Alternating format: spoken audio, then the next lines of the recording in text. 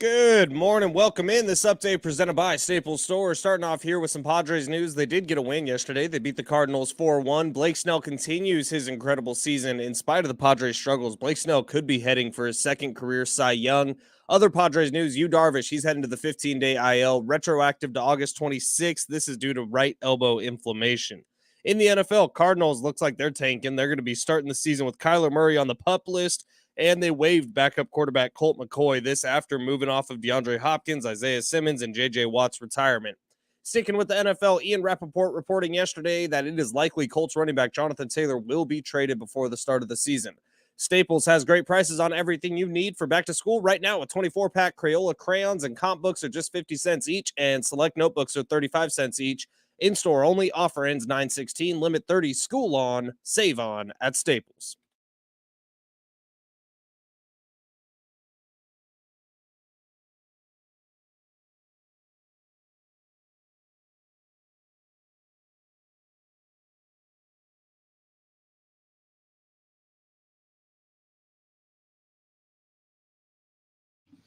Yeah! Woo! Happy Tuesday to those who celebrate. It's Big Rich, TD, and Fletch. And man, oh man, it is one of those very weird, bizarre sports days where we're starting to see cracks in the foundations of some leagues and some teams. We'll get to all that in a second. But I want to do a little check-in, wellness check-in, because I don't think we do this enough for each other in society. I think that it's always good to sort of peel back the maybe thin veneer that we're showing the world and find out what's really going on down deep. How is everybody doing from a Padres fan standpoint? Is everybody okay? Oh, I thought we were talking about our mental health. Like, guys, I've been dealing with some stuff. Okay. I mean, I don't know. Okay. No, actually, let's start there. Okay. Fletch, tell me a little bit about what's going on. I haven't been able to sleep too great lately. I feel like I've been a little punchy, but Okay. I mean, I'm here. I'm happy to be here. Okay, let me ask you a question. You said punchy. Does that mean like you're a little like you feel like agitated and you want to like lash out, or is it more like you kind of feel a little loopy and not really yourself? No, I think hangry is the right word. Oh yeah, we are on the Mediterranean diet. Oh yeah. Well, and I've been like fully back on dieting like the last 2 days, and I think I took a little break there, especially with what was the last one we did? Paleo. Paleo. I was not that. But I think I took a little break there, and now I'm trying to go back into heavy dieting. And the last 2 days, I just felt a little, agitated is the right word. Yeah, little on edge. That's all right. All right. Rich, you've been following the Mediterranean diet? So, yeah, except for the churro balls at halftime during the San Diego State game, I've been pretty good with it, but I've been cheating a little bit. And here's the way. I mean, like following the diet, but doing it in a way that's easier to follow it. We get meals delivered once a week. And so it comes with 12 of them. And is that like HelloFresh or one of those? Blue Apron? It's actually a meal delivery company called Cook Unity. And they have, go and check this thing out. Like, I don't know if they have a website, but I use the app. And you download the app. There's like 250 meals available every single week. And they come cooked, or do you have to cook them? Fully cooked. And then you just kind of peel back a corner of the plastic over the top of the meal and you pop it in your microwave, or you could do it in your stovetop. They give you directions for both. And then you microwave it for like 2.5 minutes. And then the cooks are or the meals are right there, and they're prepared by celebrity cooks sometimes. Like, it's kind of cool. It's like a really big menu. I haven't gotten bored of them. And we've been doing it for roughly 6 months, but they have Mediterranean options. And so I've been sort of, shortcutting, getting to smart. So I've been following it. But then when you go to halftime of a football game, and there's got to get a churro. Yeah, there's churro balls right there in the press box. But I will say I went straight home after that. I had one of those Cook Unity meals. So I've been pretty good on it. You sound, Travis, like you're more, no, dieting's not for me. Well, it's more like, I just forgot. So Saturday, I went to a concert. I didn't eat all day, and I thought, we're probably going to go out to dinner. We did not. We just drank. So then Sunday, I was starving. I literally ate nothing Saturday. Sunday, completely starving. And somebody said, we should go to Texas Roadhouse. And I went, you're damn right we should. Dude, that butter. Yeah. Oh, the biscuits and the butter. Oh, my Or what do they call it? Yeah, the biscuits. They're yeast rolls. The yeast rolls. Yeah. Oh, That's placed with like cinnamon butter, right? That is correct. Oh, yeah. Yeah. I just had a visceral reaction. I could eat that like ice cream, man. Yeah. And then yesterday, we should. I mean, I didn't even think about anything Mediterranean. I was like, you guys want tacos? So that's where I'm at. So now I will get back on it. Dude, my dinner last night was plain turkey meatballs. Wow.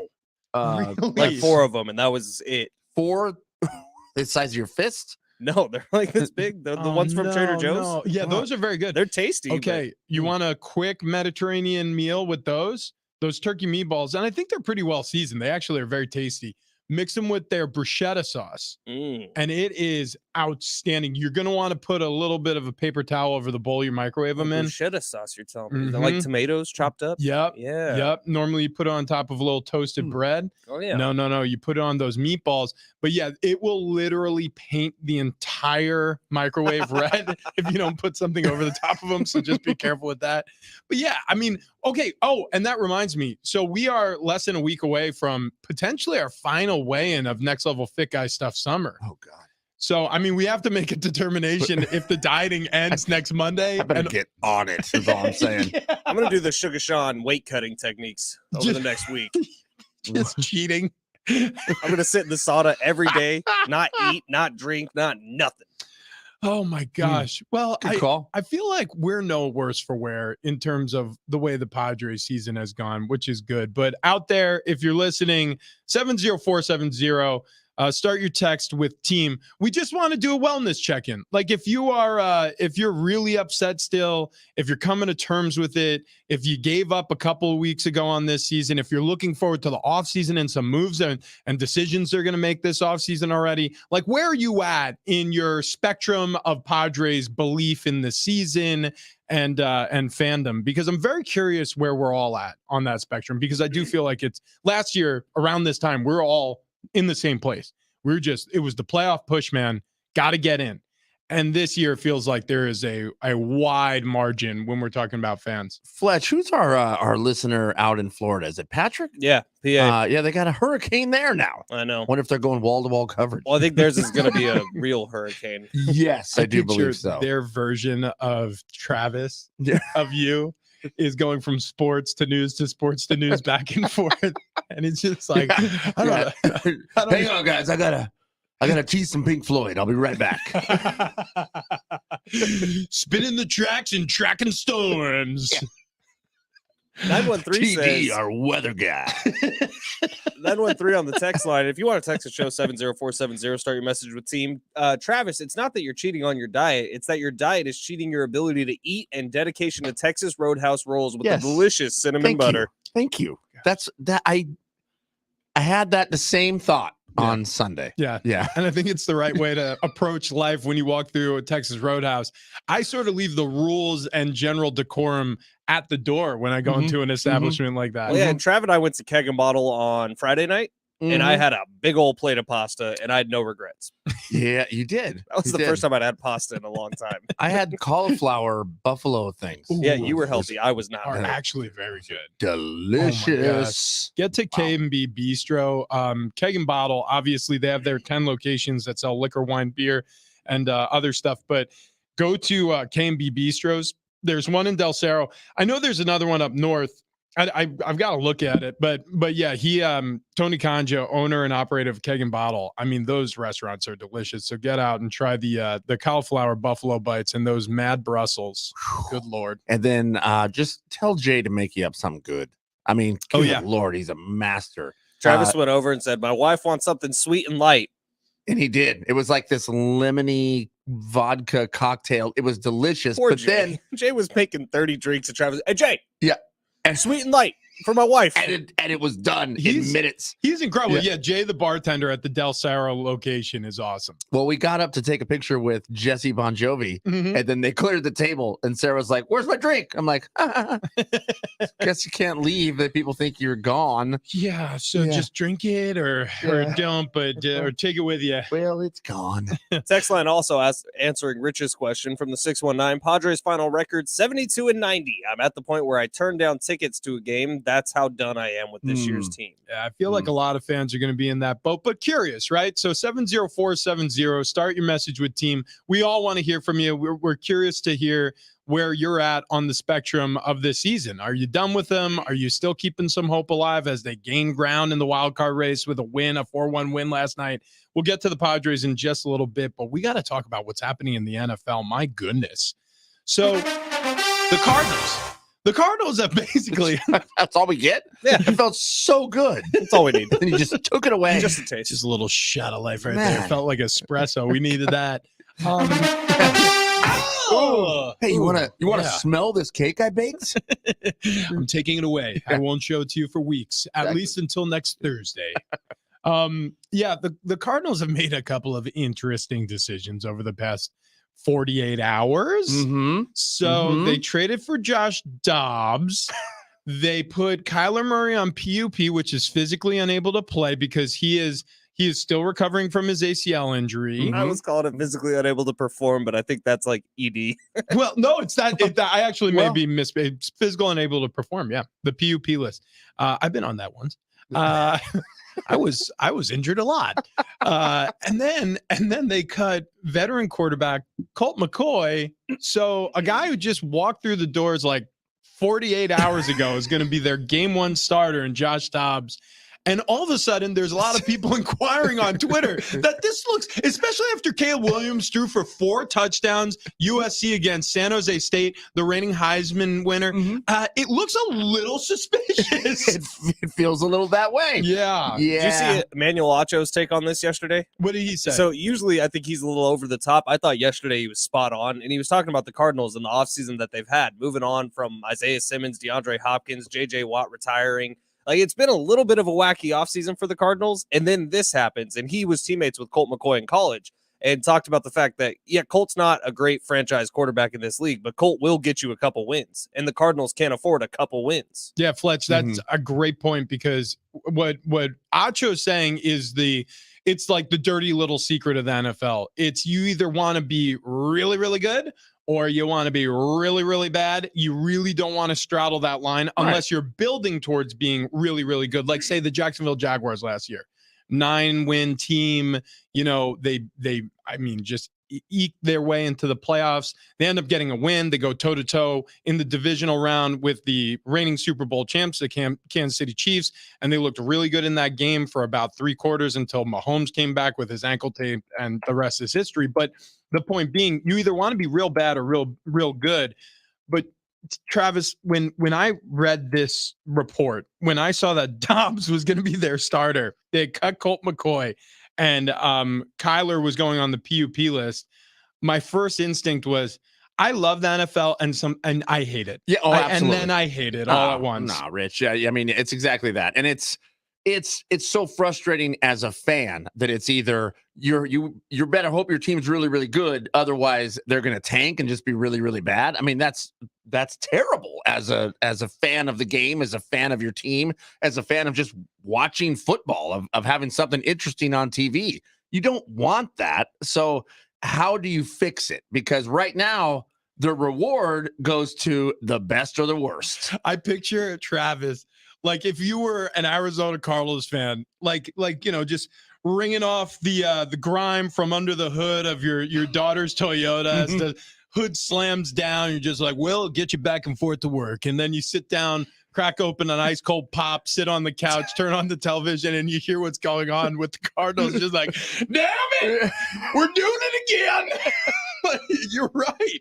Yeah. Everybody's so pumped for a season, and then they're basically saying it's over before we started. Yeah, because we want to be last. We want that first pick because, man, oh, man, there's a guy down there that would really help out this team. As a 49ers fan, I love it. This is another year where the Cardinals are just going to be dog. And bring it on, man. That's 2 wins in the division. Like, fine with me. Fletch is literally doing. He's clapping. He's doing victory laps. You start doing the math, right, of every single year. And you start doing the math with your team. You look at the schedule and you're like, okay, win, win, win. Well, that's 2 wins you can circle. Okay, Fletch. But as a fan of football, do you like it? No.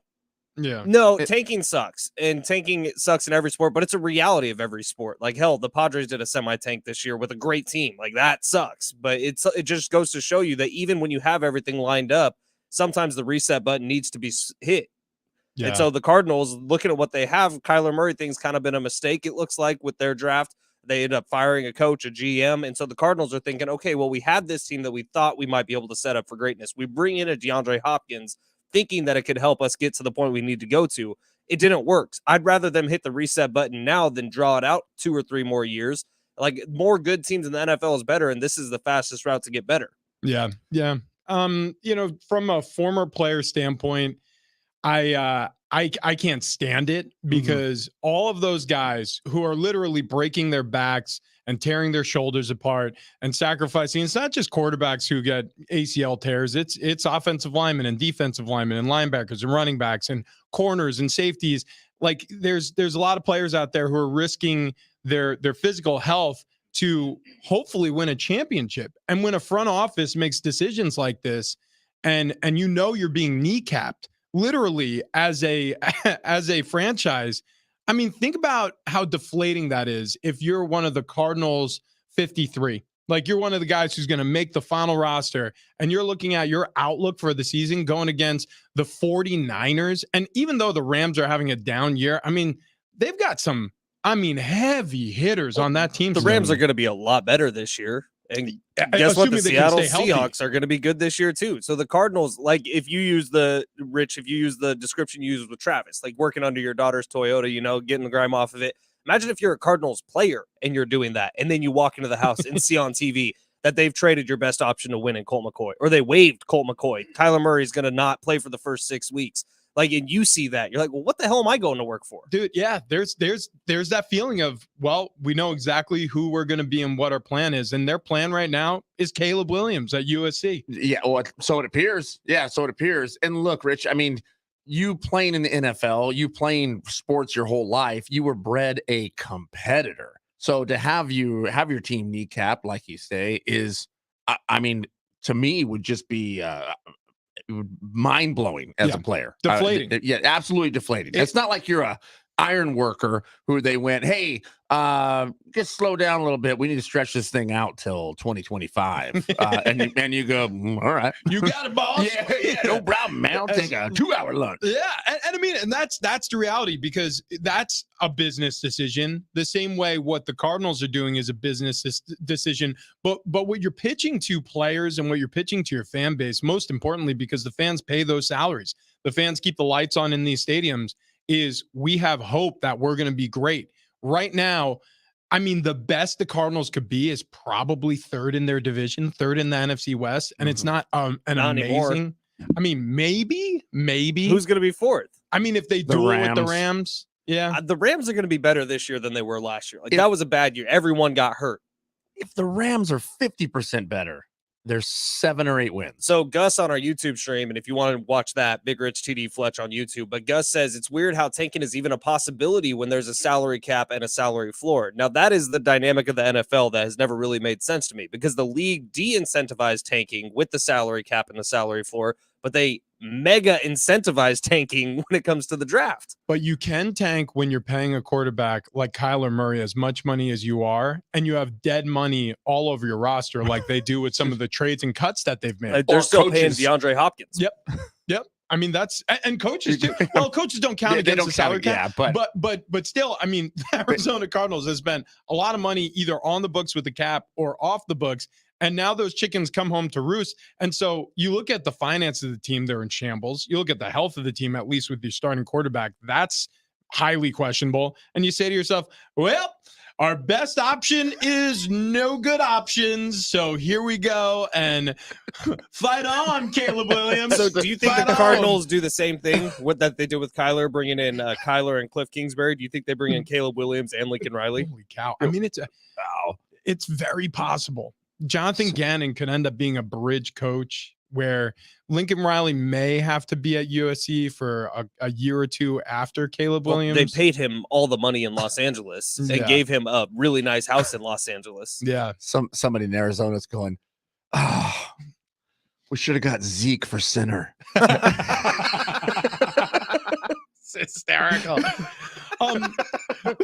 There's one other story. It has been reported by Ian Rappaport on the Pat McAfee show that there is high interest in Jonathan Taylor. This has to get done before, I believe, 1 o'clock our time on the West Coast. Today. I believe it does because the deadline for him, for it, I believe it's a Tuesday deadline. Well, actually, that's not true. But was that the deadline imposed by the Colts? I believe by the Colts. Okay. Yeah. They didn't give him much time. No, they did not. Yeah, look, feel free, go find another team. You have 48 hours. He's saying though, Ian, that he'll be traded. Or I shouldn't say that. He said it's more likely he'll be traded than not. I'm still in the camp where I think a lot of this reporting is either coming from the Colts side, because I always ask why. Like, why is information being passed along to us? My guess is because it's a cold market. My guess is because names were named specifically. I think the market's gone cold and they're trying to get that last juice of interest going before the deadline passes. And then I think Jonathan Taylor ultimately will play for the Colts unless he wants to go into a protracted holdout and try to hold their feet to the fire for a long-term contract, et cetera, et cetera. But what did you guys make of this story when you saw it? I thought the same thing.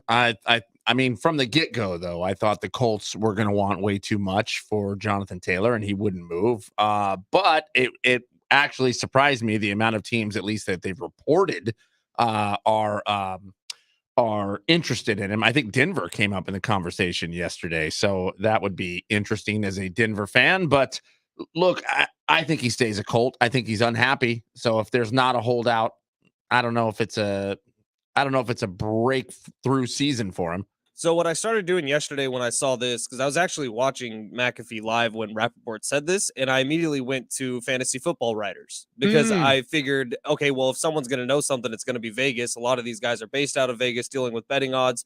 And do you know where Jonathan Taylor is being drafted right now in fantasy football drafts? If I had a guess, I would say relatively low.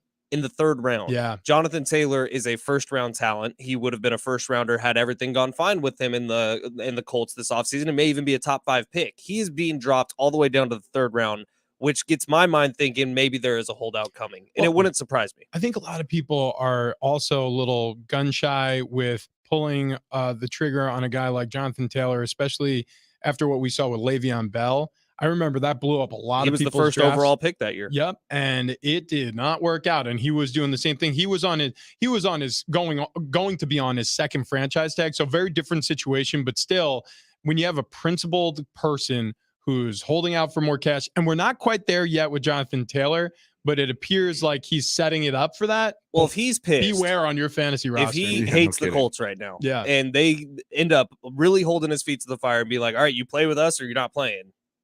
I have a feeling he might say I'm not playing, because what does that do for a running back at his age, which is the age where typically we'll see a big injury in the running back position?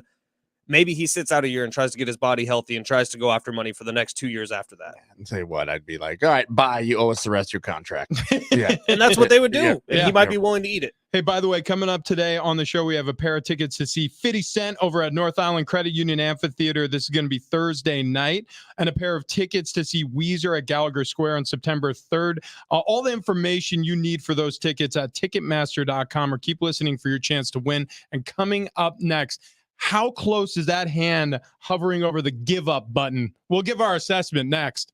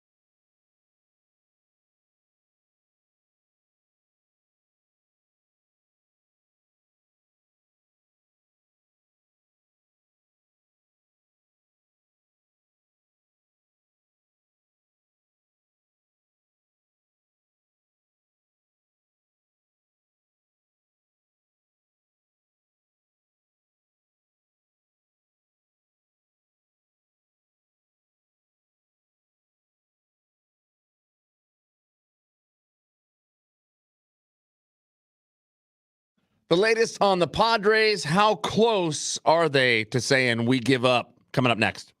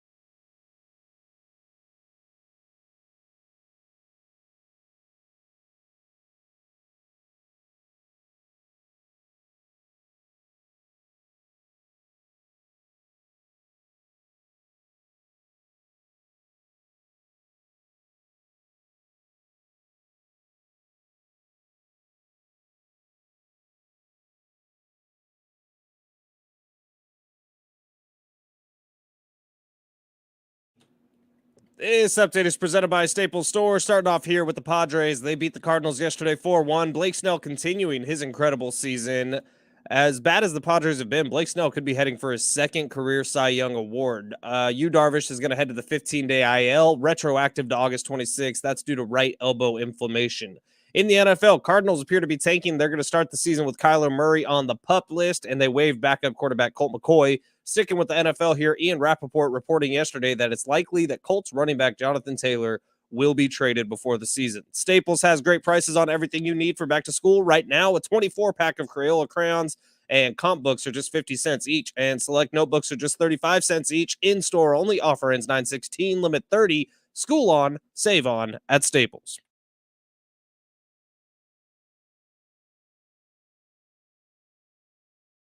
Big Rich, CD, and Fletch, San Diego Sports 760. You heard Rich talk about it last segment. We got a pair of tickets to go see 50 Cent at the North Island Credit Union Amphitheater this Thursday night. Tickets and info at Ticketmaster.com. We also have a pair of tickets to go see Weezer at Gallagher Square. You can go to Ticketmaster.com for tickets and info there as well, or just keep listening for your chance to win both of those tickets. Fletch, is today the day we do What's in the Box?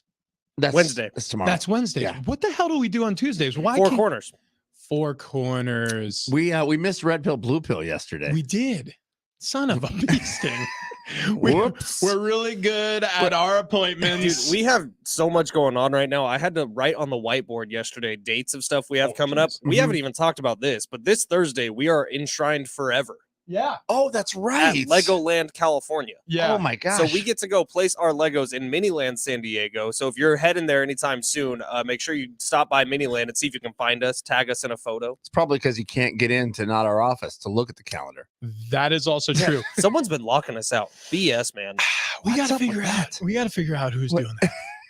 It's probably housekeeping going, someone's going to die if they walk in here.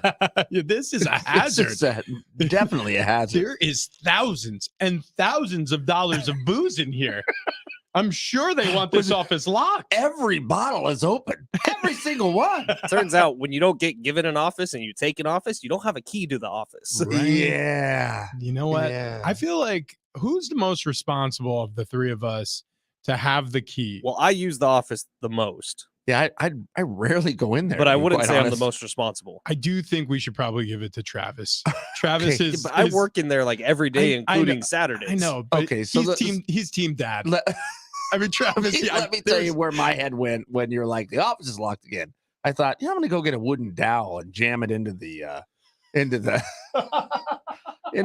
slot for the door, and then I'll just cut it off, and then you'll never be able to lock. Nothing. A little elbow grease can. That's what I Not thought. a little balsa wood and some epoxy. Yeah.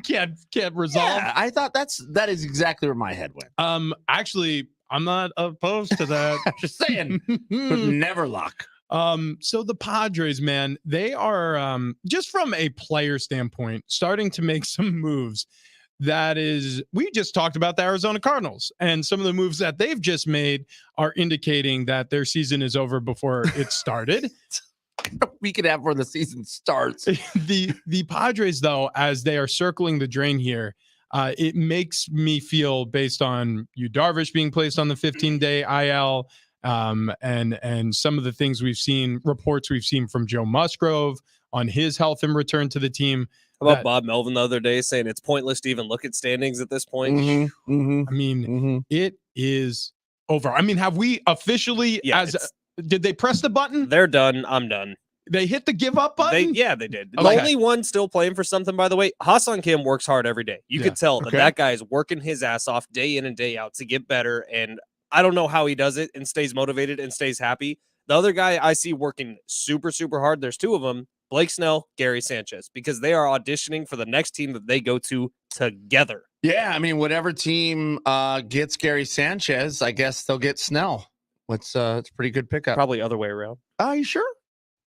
Yeah, it's whoever gets Snell. He's going to bring Gary Sanchez with him. I wouldn't think that. I Yeah, mean, we're talking Dude, Blake Gary. Snell's We're about to talking get Gary. a 5-year, $28 million got a it all year wrong. contract. Yeah. I don't know. We're talking Gary Sanchez. Gary Sanchez is going to come along on a 2-year, $5 million I think deal. Sanchez is probably the one you're looking at the most, not the Cy Young Award winner. Yeah. Isn't that wild that Blake Snell on this Padres team is about to win a Cy Young Award? Go figure. He was also not real good at the start of the season. It was probably 6 weeks in. He was still throwing, I think he had like a 5 ERA, just over a 5. I think into May he did, but since then, right now he has the best ERA in baseball. Yeah, he's figure. Well, I mean, he's come alive, and it looks like he'll be too expensive for the Padres to keep him. However, I say that, and Peter Seidler keeps opening up his wallet. So who knows? Yeah, it said blah blah blah. Yeah, I was reading the article that what's his name? AJ Cassavell wrote last night, and it said in the process, Snell lowered Major League best ERA to 2.6, which would be the lowest mark by a San Diego starter in a full 162 game season since Jake Peavy's 2.54 mark in 2007.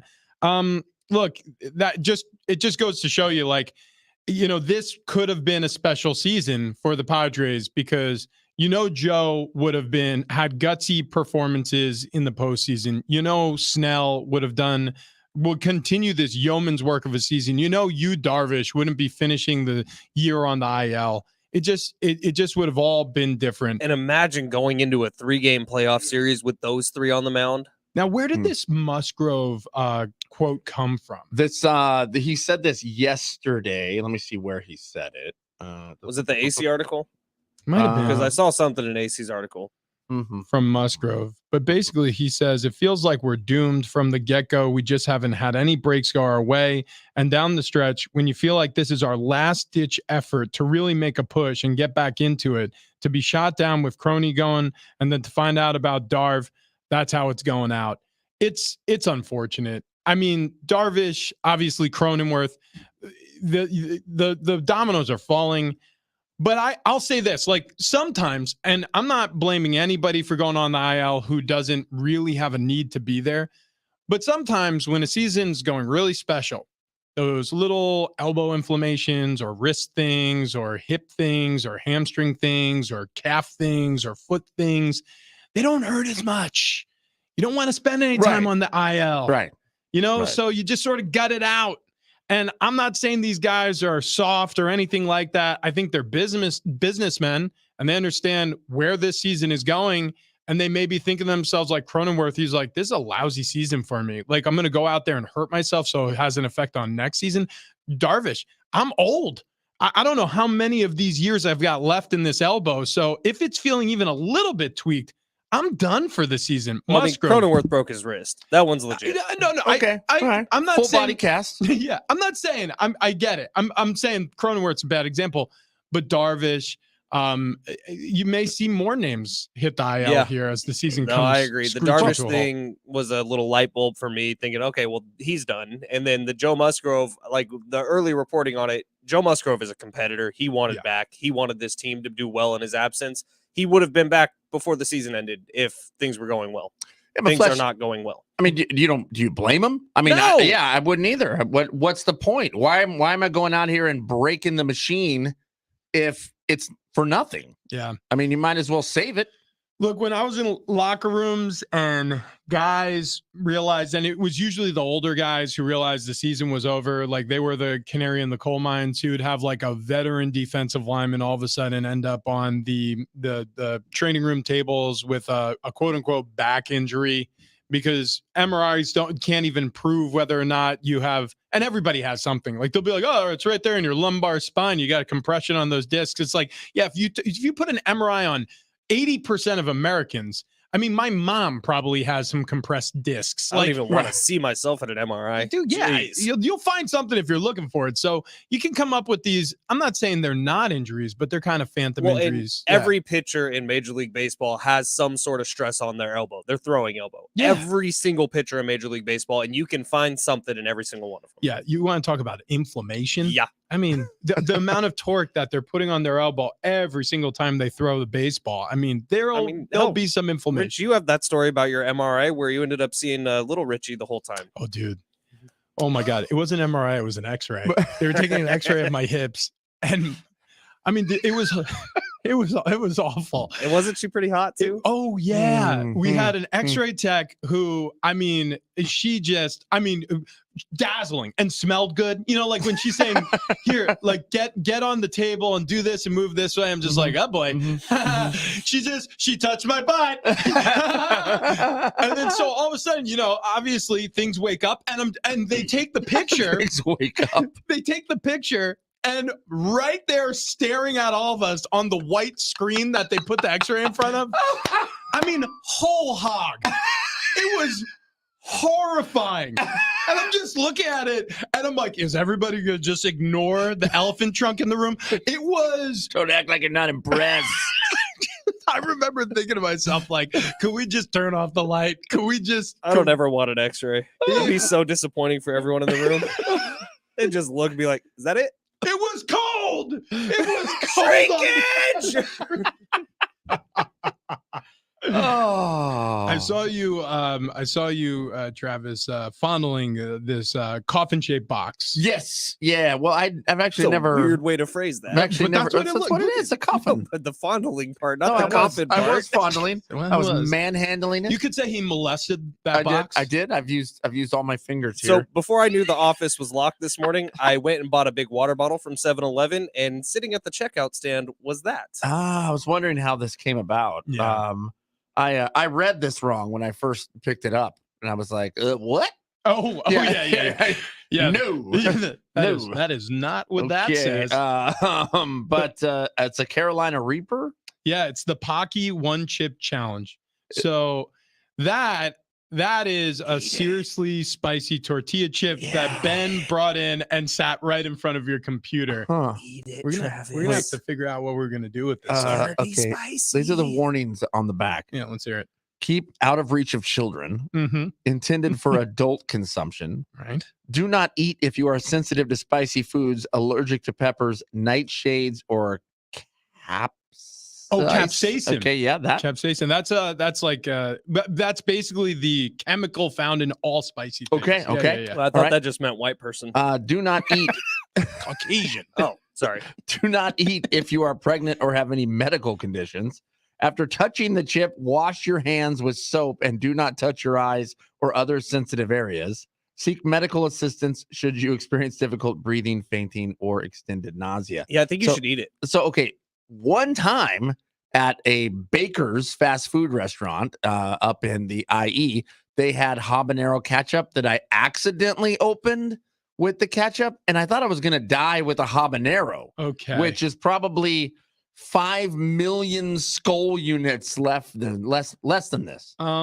We've got a big decision to make because now I feel like I want you to eat that. Yeah, all of a sudden I'm thinking to myself like, maybe it's a Travis tries Tuesday. I think so. I think I've seen that's a Rich eat one. It dumb didn't really idea. affect him. Wait, but we haven't seen you eat one, Fletch. That's true, but that I is a think good I would point. cry and vomit simultaneously. That So also sounds highly Fletch- entertaining. Yeah, right. But Fletch, you purchased this. That's a good point. but not for me. Sometimes but- it's good to but- gift okay. yourself things. You know, I buy, you fly. yeah. Oh, okay. Okay. Oh, Hey, wait. I bought a bottle of Drano. I want you to drink it. I just thought of a No. I bought it. I just thought of a great idea. I'm not going to share it until the 7:00 hour, and it revolves around that Pocky chip. Okay. All right. We'll get back to that in a second. Coming up next, though, the big O, as it turns out, is super lame. That's next.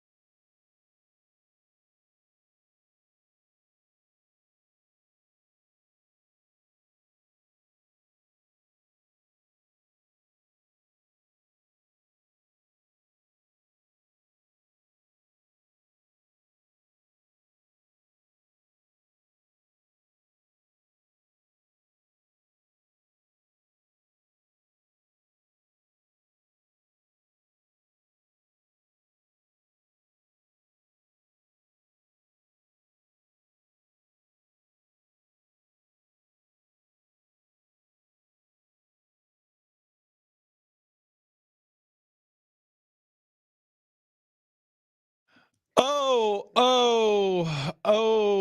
my. That's next.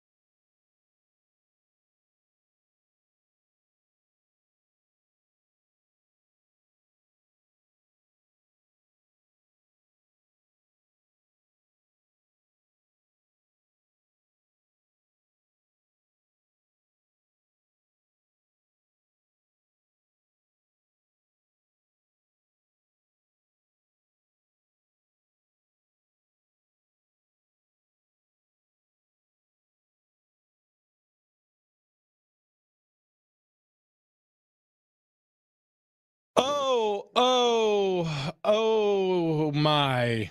That's next. Yeah. You know. That was your tease, Rich. We call them spot busters here in the biz. That's a whole new meaning to Rich O. Ozempic. Well, before Ozempic, there is a reason I'm playing this song. It's a song in Caddyshack that the Gopher dances to. If you want to have a Caddyshack, who sings? Don't look. Who sings it? I know who sings it. Oh, okay. Does Rich know? Kenny Loggins, right? Kenny Loggins. Yeah. There we go. Danger Zone. Yeah. The reason we're playing it, if you want a Caddyshack experience with us, there's one way to do it. Go over to sportssd.com, head down to the contests and promotions tab. You will see a round of free golf with Big Rich, TD, and Fletch. Our next date for golf is September 12th out at Steel Canyon. Alan Shear, all the great people at Steel Canyon have hooked it up for us, along with our friends at Longball. Woo! Longballshooter.com, but sportssd.com if you want to sign up to play a free round of golf with us. When are we doing the drawing? It's either going to be this Friday, or next Monday. Or Tuesday. Monday's a holiday. Monday's Labor Day. Okay, yeah. All right. I love it. Excited for it. Last outing was at what is it? Carlton Oaks. Carlton Oaks. Thank you. Yeah. We met Mike, who's the head pro. Mike with incredible swag. Dude, he rizzed us up. He came out on the 10th tee. And so we got our backs to the clubhouse. He comes cruising up in like his own golf cart. Like he was just, this one's mine. Dude had the sickest polo Hawaiian shirt I've ever seen. It was. Yeah, that was bin of the future. I hope. We were staring directly into Fletch's future. He had the right amount of beer belly. Oh, yeah. Perfect. He had the right amount. Just the perfect amount. That guy, he's drinking the exact amount of beer you need. Great mustache. Yeah, really good mustache. Yeah, so anyways, Mike, we appreciate it over there at Carlton Oaks and the O'Connors, Daniel and Dennis, who are the founders, operators of Longball. They hook it up. By the way, Transfusion being launched, I believe, any day now. What? The blue can. Mm-hmm. Yeah. Get you some Longball hard iced tea or Longball Transfusion when available. When it's available. Which I would imagine when we're out at... Am I allowed to say where it's at? Yeah, Steel Canyon. Oh, I didn't know if you said it already. When we're out at Steel Canyon, I almost blew it.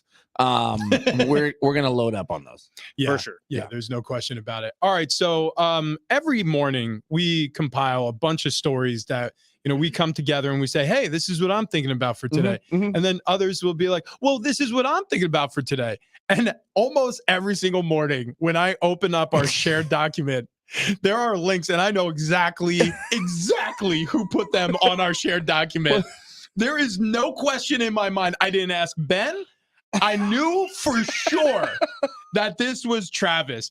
So I want you to read this headline, and I want you to explain exactly why it made it to our rundown this morning. Ozempic users say weight loss wonder drug curbs cravings for booze, cigarettes, and gambling. Okay? Why did it gambling? Okay. Why did it make the headline? I may or may not have asked my doctor several times if I could have Ozempic, and I've been told no every time, which I don't understand because there's so many people that I run into, and I'm like, oh man, you look great. And they're like, yeah, Ozempic. I'm like, oh my gosh, you have diabetes? No. I'm like, what the heck? What's my doctor doing? Anyways, I thought, wait, I think you need to sleep with him. No booze. I'll do it. Well, actually, I don't know if I want to anymore. No booze, no gambling, no cigarettes, no fun. Yeah. Are you a big gambler? No. Are you a big smoker?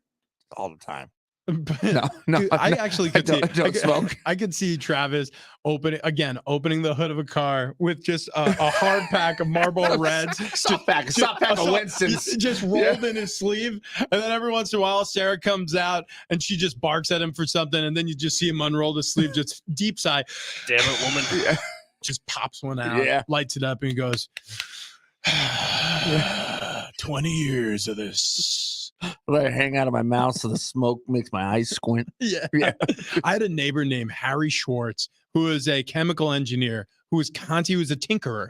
He was always in his garage just tinkering on stuff. And that's exactly what he'd do. He'd have a cigarette hanging out of the corner of his mouth before we knew that it was unsafe for those to be around children and bad for your health. Like, he was just holding out the corner of his, I thought he looked cooler than anybody I knew. Right. And he would say the coolest stuff. Like, we'd be playing driveway basketball. And like, I don't know, somebody would go up to try to slam dunk on an 8-foot hoop because we lower it and be like, white man got no game. And I'd just be like, God, Harry Schwartz is the coolest. My first car was a 65 Oldsmobile. And I always thought, why is the radio way over on the other side of the car? Like, you had to stretch. Well, because you had to get past the 2-gallon ashtray that was right next to the driver. So, Travis, no pressure here, and I don't want to pressure you. Oh, okay. But the text line is full of people wanting you to do the one-chip challenge. 615, my son ate the one-chip challenge and vomited. 913, LFGTD.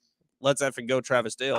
Also, 913, Travis, that chip is next level, and you know what today is? Next Level Tuesday.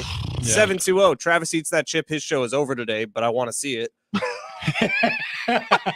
Why does the text line want to kill me? So the Pocky one chip challenge is what Ben is referring to on the text line. And 70470, start your message with team if you want Travis to do peer this. Pressure. Here,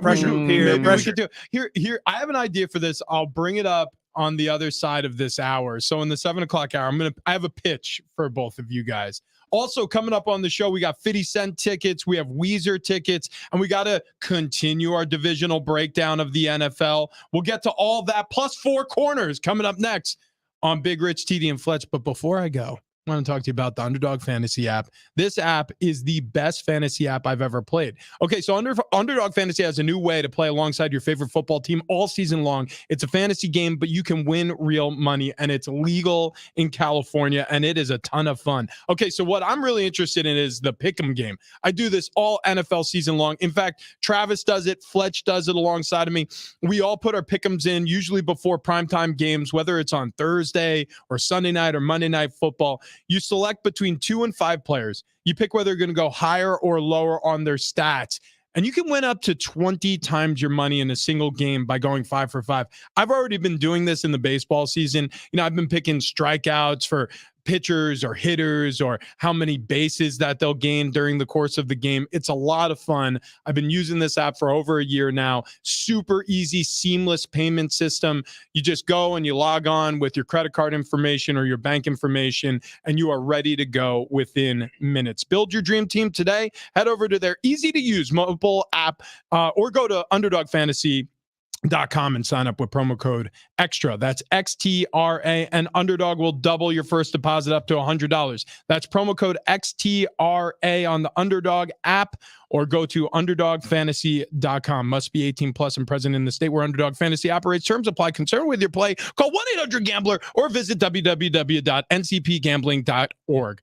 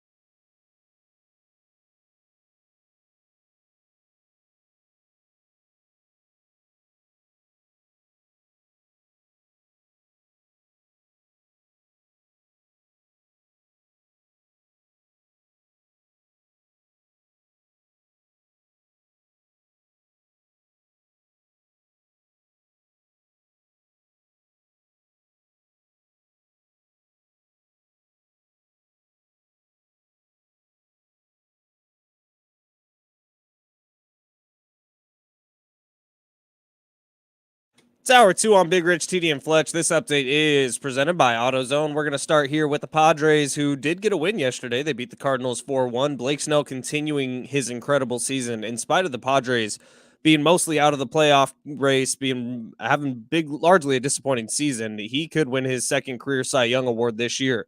Other Padres news, Yu Darvish is heading to the 15-day IL, retroactive to August 26th. This due to right elbow inflammation. In the NFL, Cardinals appear to be tanking. They're going to start the season with Kyler Murray on the PUP list, and they waived their backup quarterback, Colt McCoy, who is set to start the season. They bring in Josh Dobbs to start the season now. Sticking with the NFL, Ian Rappaport saying yesterday that it is likely Colts running back Jonathan Taylor will be traded before the season. Starting Stronger starts at AutoZone, where they've got battery solutions in the form of free battery testing, free battery charging, and replacement batteries that fit your needs. That's what makes them America's #1 battery destination. Get in the zone. It's AutoZone.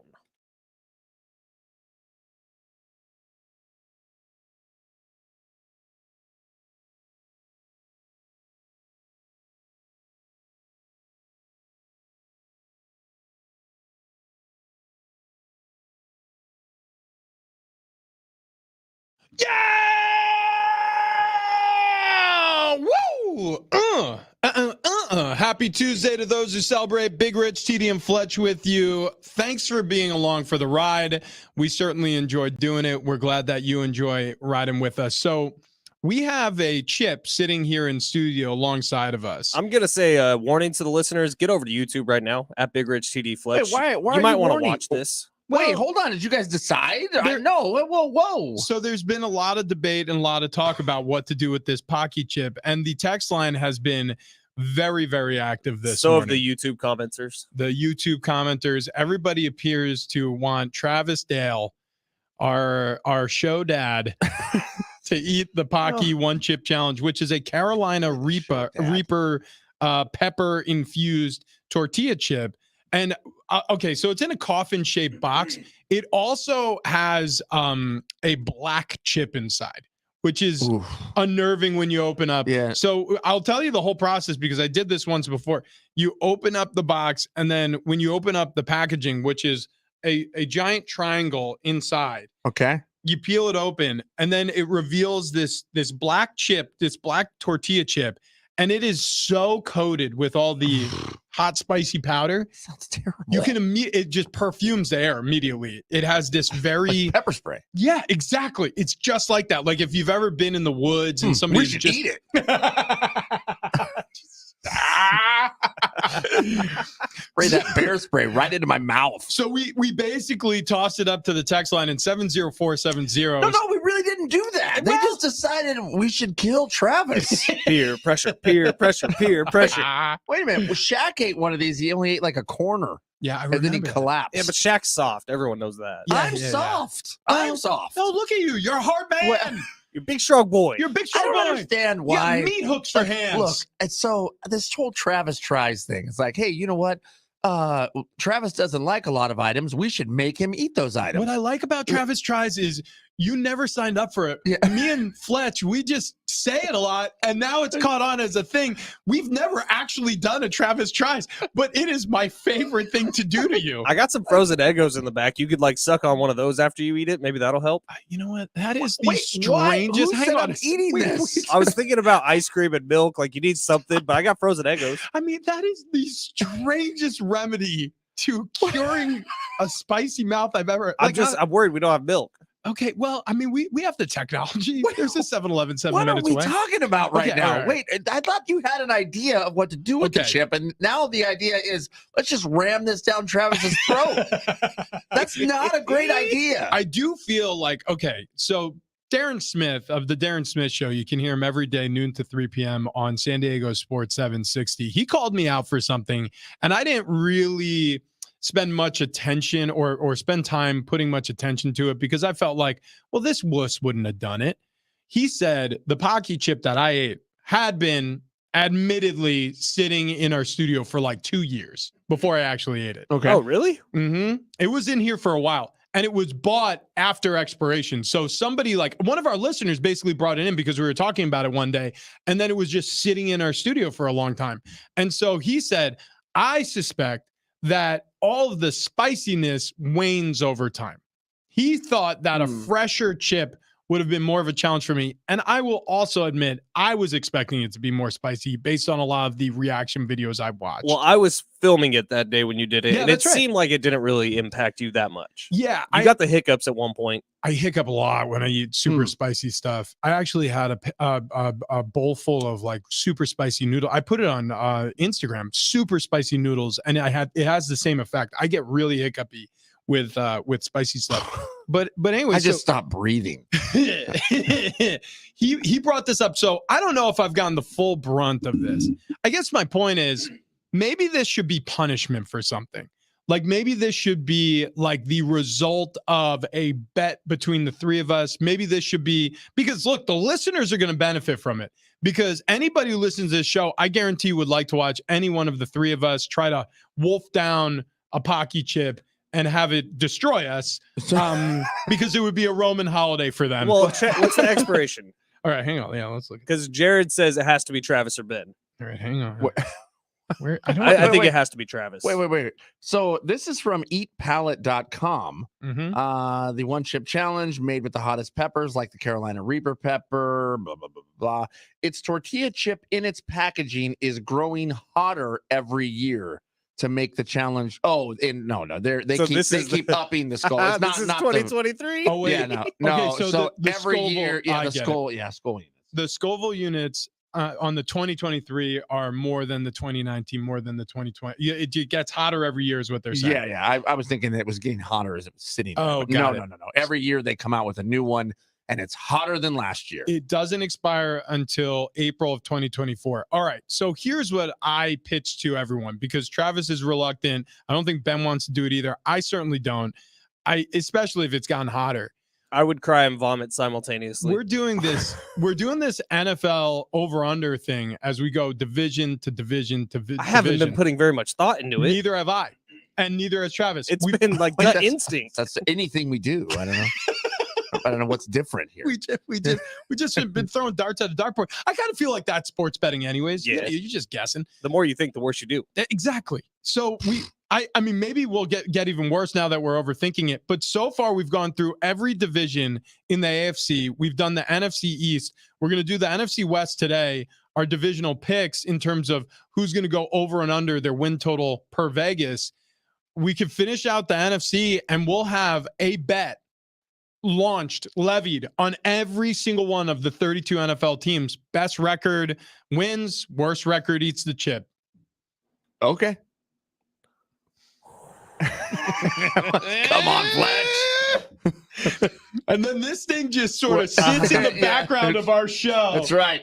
For ages and ages. That's a 1 in 3 chance that I'm going to be eating that thing. And when I bought it this morning, I thought that there was a 0% chance I was eating it. Well, yeah. Then you sent a photo and you're like, Travis, you're going to eat this today. Like, what the hell are you talking about? This was honestly, let's look at the time of this. Yeah. Let's look at the time. Like when you 4:45, yeah. Like 5:02. Mm-hmm. Okay, hang on. Mm-hmm. This was at 5:01 a.m. Yeah, there you go. That's when that was sent. Okay. Well, so all of a it's sudden, not for me. Travis tries Tuesdays.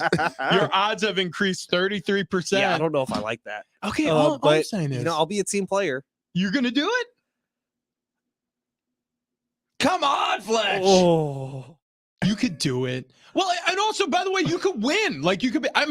You have a better chance to not eat the chip. Oh, here's a really good point on YouTube. Since Travis has cheated on his diet more than anyone, he should have no problem eating another chip. Wow. Now you're being fat shamed. AJ and kids, good morning, boys.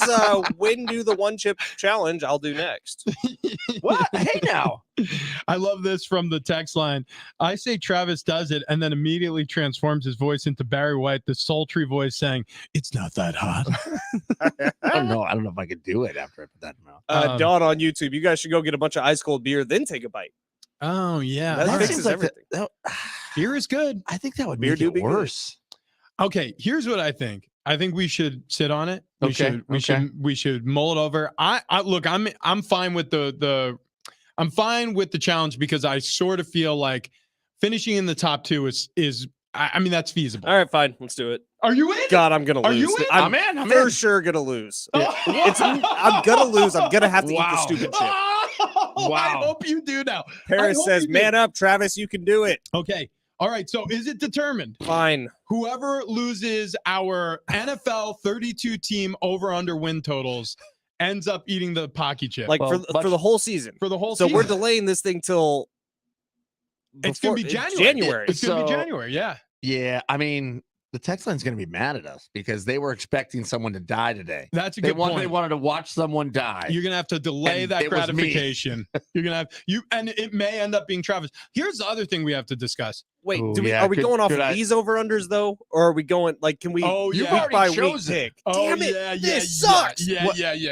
We got to go off of the picks that we already submitted. This makes the rest of the picks so much harder. Oh, dude, this is a really good. This is a good thing. Hold on. It does allow us time to prep. Like we could have a gallon of vanilla ice cream. We could have milk. Yeah. We could have some Mylanta. I mean, we can have a number of things here to help. Can we bring in a cold tub to sit in while we eat it? Okay, real quick. What, do you get hot? We have to. Yeah, you sweat a lot. You do. I remember that. I do remember being like, I'm getting a little sweaty, and then I was like, I thought it was sweaty before. Now I'm absolutely pouring sweat. Okay. If it's a 3-way tie somehow, we all eat it. 2-way tie, the bottom 2 eats it. And then obviously last place definitely eats it. Okay. So I want this to be as punitive as possible. And for the, I mean, and who knows? Like maybe 1 or 2 of us will feel bad for the loser and we'll all join in. If I win, I am not joining. Yeah, I don't think I am either, actually. I said that and I lied. Travis tries. Lied. Travis tries. Travis tries. The 913 saying, hey, Travis, is baitandSwitch.com available? That may be a good one after you delayed the 1-chip challenge today. I did not set this up. This was not me. No, listen, this was not an idea we fleshed out before the show. Ben randomly purchased the Pocky chip. It was sitting right there. Yeah, and frankly, I think we should buy more of these. You know what we should also do with the 1-chip challenge? Maybe we go over to KGBFM and we challenge them to a Pocky chip challenge. Yeah, that's gonna have to be you. You eat them the fastest. And with the most success. Never mind, that's a terrible idea. I don't know why I brought that up. Wait, hold on. You're not going to put one whole chip in your mouth at one time? It's too big. No. You have to. That's the rule, though. You got to chomp it and chew it, and the whole thing's got to go in, and you got to. Too big to eat at once. I have a small mouth. I don't want to take 2 bites of it. Yeah, you got or crack it up. Crack it in half, maybe. Yeah. That's how you don't want it to touch your lips. Oh boy, I'll tell you, I cannot wait to do this, or I can't wait to watch whoever's going to do this at all. I just, it's a stupid idea, Ben. I am manifesting. This is his idea now. No, you're the one who bought this, Fletch. Because I thought it was cool. All right, well, you never walked through 7-Eleven and be like, oh, that looks kind of cool. What happens if in January I'm pregnant? It's 2024 medicine is really taking a leap forward. It could be once I get that Ozempic, I won't be gambling, I won't be drinking, I won't be smoking, maybe pregnant, but I'll be skinny and no diabetes. This is my favorite day. We have big plans all of a sudden. This is a big day. All right, so we're gonna do the NFC West, and all of a sudden it becomes extremely punitive here. All of a sudden, God, this is gonna force me to take the under on the Niners. Wow! What? Oh my God! All right, let's start there. Okay. Wow. NFC West win total on the San Francisco 49ers is 10.5 on the season. And we've got a big decision to make because, again, the 1-chip challenge is now on the line for the loser or the pair of losers, or if it's a 3-way tie for the bottom, all 3 of us have to do it. So the 49ers at 10.5, I'm taking the under. No. Did I say under? I just said what Ben said. I didn't want that. I want the over. Yes. We're starting with the Niners. Yeah. Why are we starting with the Niners? We're starting with the Niners because I want to make you sweat just like this chip will when you eat it. So you said over? I said over. I don't know why I said under. I want the over. I definitely want the over. All of a sudden, it becomes very. Yeah. This is scary. All of a sudden. Over. I said over. You said over too?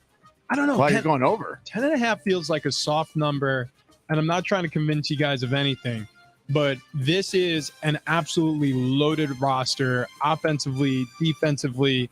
We saw Jimmy Garoppolo, who's a middle-tier quarterback, take this team to NFC Championship 13 wins last year with who knows who at quarterback. Yeah. Over. I feel comfortable over. Over for me, too. I feel the same way. I will also go over. I do not think this is a very strong division. And I think that that Niner team, is top 2 or 3 in the NFC. So it's It's an over. Okay. Yeah. All right. So we're all in consensus there. So that blanks that one out, which is going to be interesting also. When we finish all of these over-unders on the season, we're going to know exactly which teams we're going to have to focus on this year. This is going to be so much fun. Okay. All right. Moving on to the Seahawks, the second highest win total in this division. This is a really tough number. Yeah. The line is set That's at a really 8.5, gentlemen. So I want to hear from you, Travis. Where's this going this season? Over or under 8.5? This is a very rough number to me. Very rough number. I do not think that Geno Smith is going to have the second greatest season of his life. I for some reason, I feel a Geno Smith implosion at some point. Maybe it's a bit of a roller coaster. 8.5 is rough. I'm going to say over. I'm going to say they got 9 games. Wow, okay. I'm going to say they got 9 games. Okay. All right, Ben, what are you thinking on the Seahawks? I don't know. They got 9 wins last year. It's under. Okay, taking the under.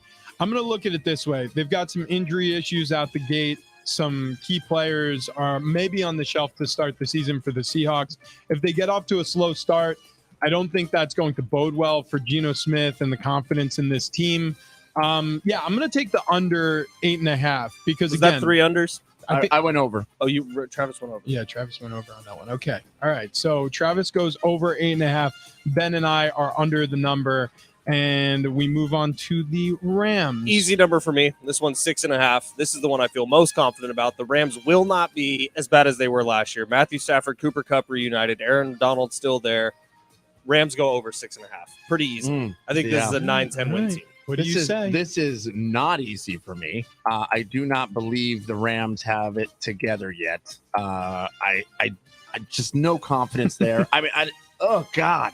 Are you going under 6.5? I think they will be better than last year. However, maybe 1 game better. I mean, that's what it feels like to me right now. However, that line 6.5, gosh, they're good at this. The handicappers are good at this. 7 wins. I'll go over. All right, yeah, I think they won 5 last year. I know, and I do think they will be better, but not much. But I'll give them 2 games better than last year. I'll go over. Give me the over as well. If Aaron Donald, Cooper Kupp, Matthew Stafford somehow find a way to stay healthy this year, I think it's a very different year. However, I will say this. This is the youngest team outside of some of their key players in the NFL. I mean, they have 0 depth. This is a really, really inexperienced squad. So if they get hurt in some spots, Sean McVay's not going back-to-back 5-win seasons. I don't see it. He's a better coach than that, but who knows? Sometimes you catch lightning in the bottle early in your career, a la John Gruden. All right, let's move on to the final team in the NFC West. And on 3, gentlemen, 1, 2, 3, under. The Cardinals are going to go under 4.5 wins because they're tanking for Caleb Williams. Okay, the NFC West is a wash. Yeah. We were the same on every single pick. No. Outside of Travis with the Seahawks. Yeah. That's it. I mean, that could be the key. That could be the tipping point. If that's the one. Oh, my gosh. Dude, this is all of a sudden, this is a lot more fun, isn't it? It's a lot more stressful. Dude, okay. I'm sweating right now. I'm getting a little sweaty, too. Actually, my palms are sweaty. Yeah, I'm nervous about Knees this. weak, arms are heavy. Yeah. Oh, speaking of that song. I'm not supposed to rap that anymore. Yeah, Eminem sent cease and desist out. For what? The one Republican dude, Vivek. Yeah. He was rapping it at all his conventions or his rallies. Yeah. And Eminem sent him a cease and desist. This happens every campaign season. I don't think you can do that. Do what? Let's say you can't rap the lyrics. Right. I don't think he's allowed to say them. I don't know. We'll see what happens in court. That's interesting, though. Yeah, cease and desist, by the way, is just like, it's just a form letter. Hey, stop doing this. Yeah. Yeah. It's just else. And I could see you have ground if you're playing the song, but if you're just speaking the song, I don't know. He would just get up on stage and go, knees weak, arms are heavy. Yeah. Vomit on my sweater already. Spaghetti. I'm voting for that guy. Vomit on my sweater if I ate that chip. Dude. Oh, the Pocky One Chip Challenge is going to happen at the end of the regular season for Benny and Travi and Richie. One of us or 2 of us or 3 of us, potentially, if it's a 3-way tie for the basement, are going to eat the hottest chip on the planet. Dude, we pissed off a lot of people this morning. That's fine. People came over to YouTube just now to see someone eat the chip. That's fine.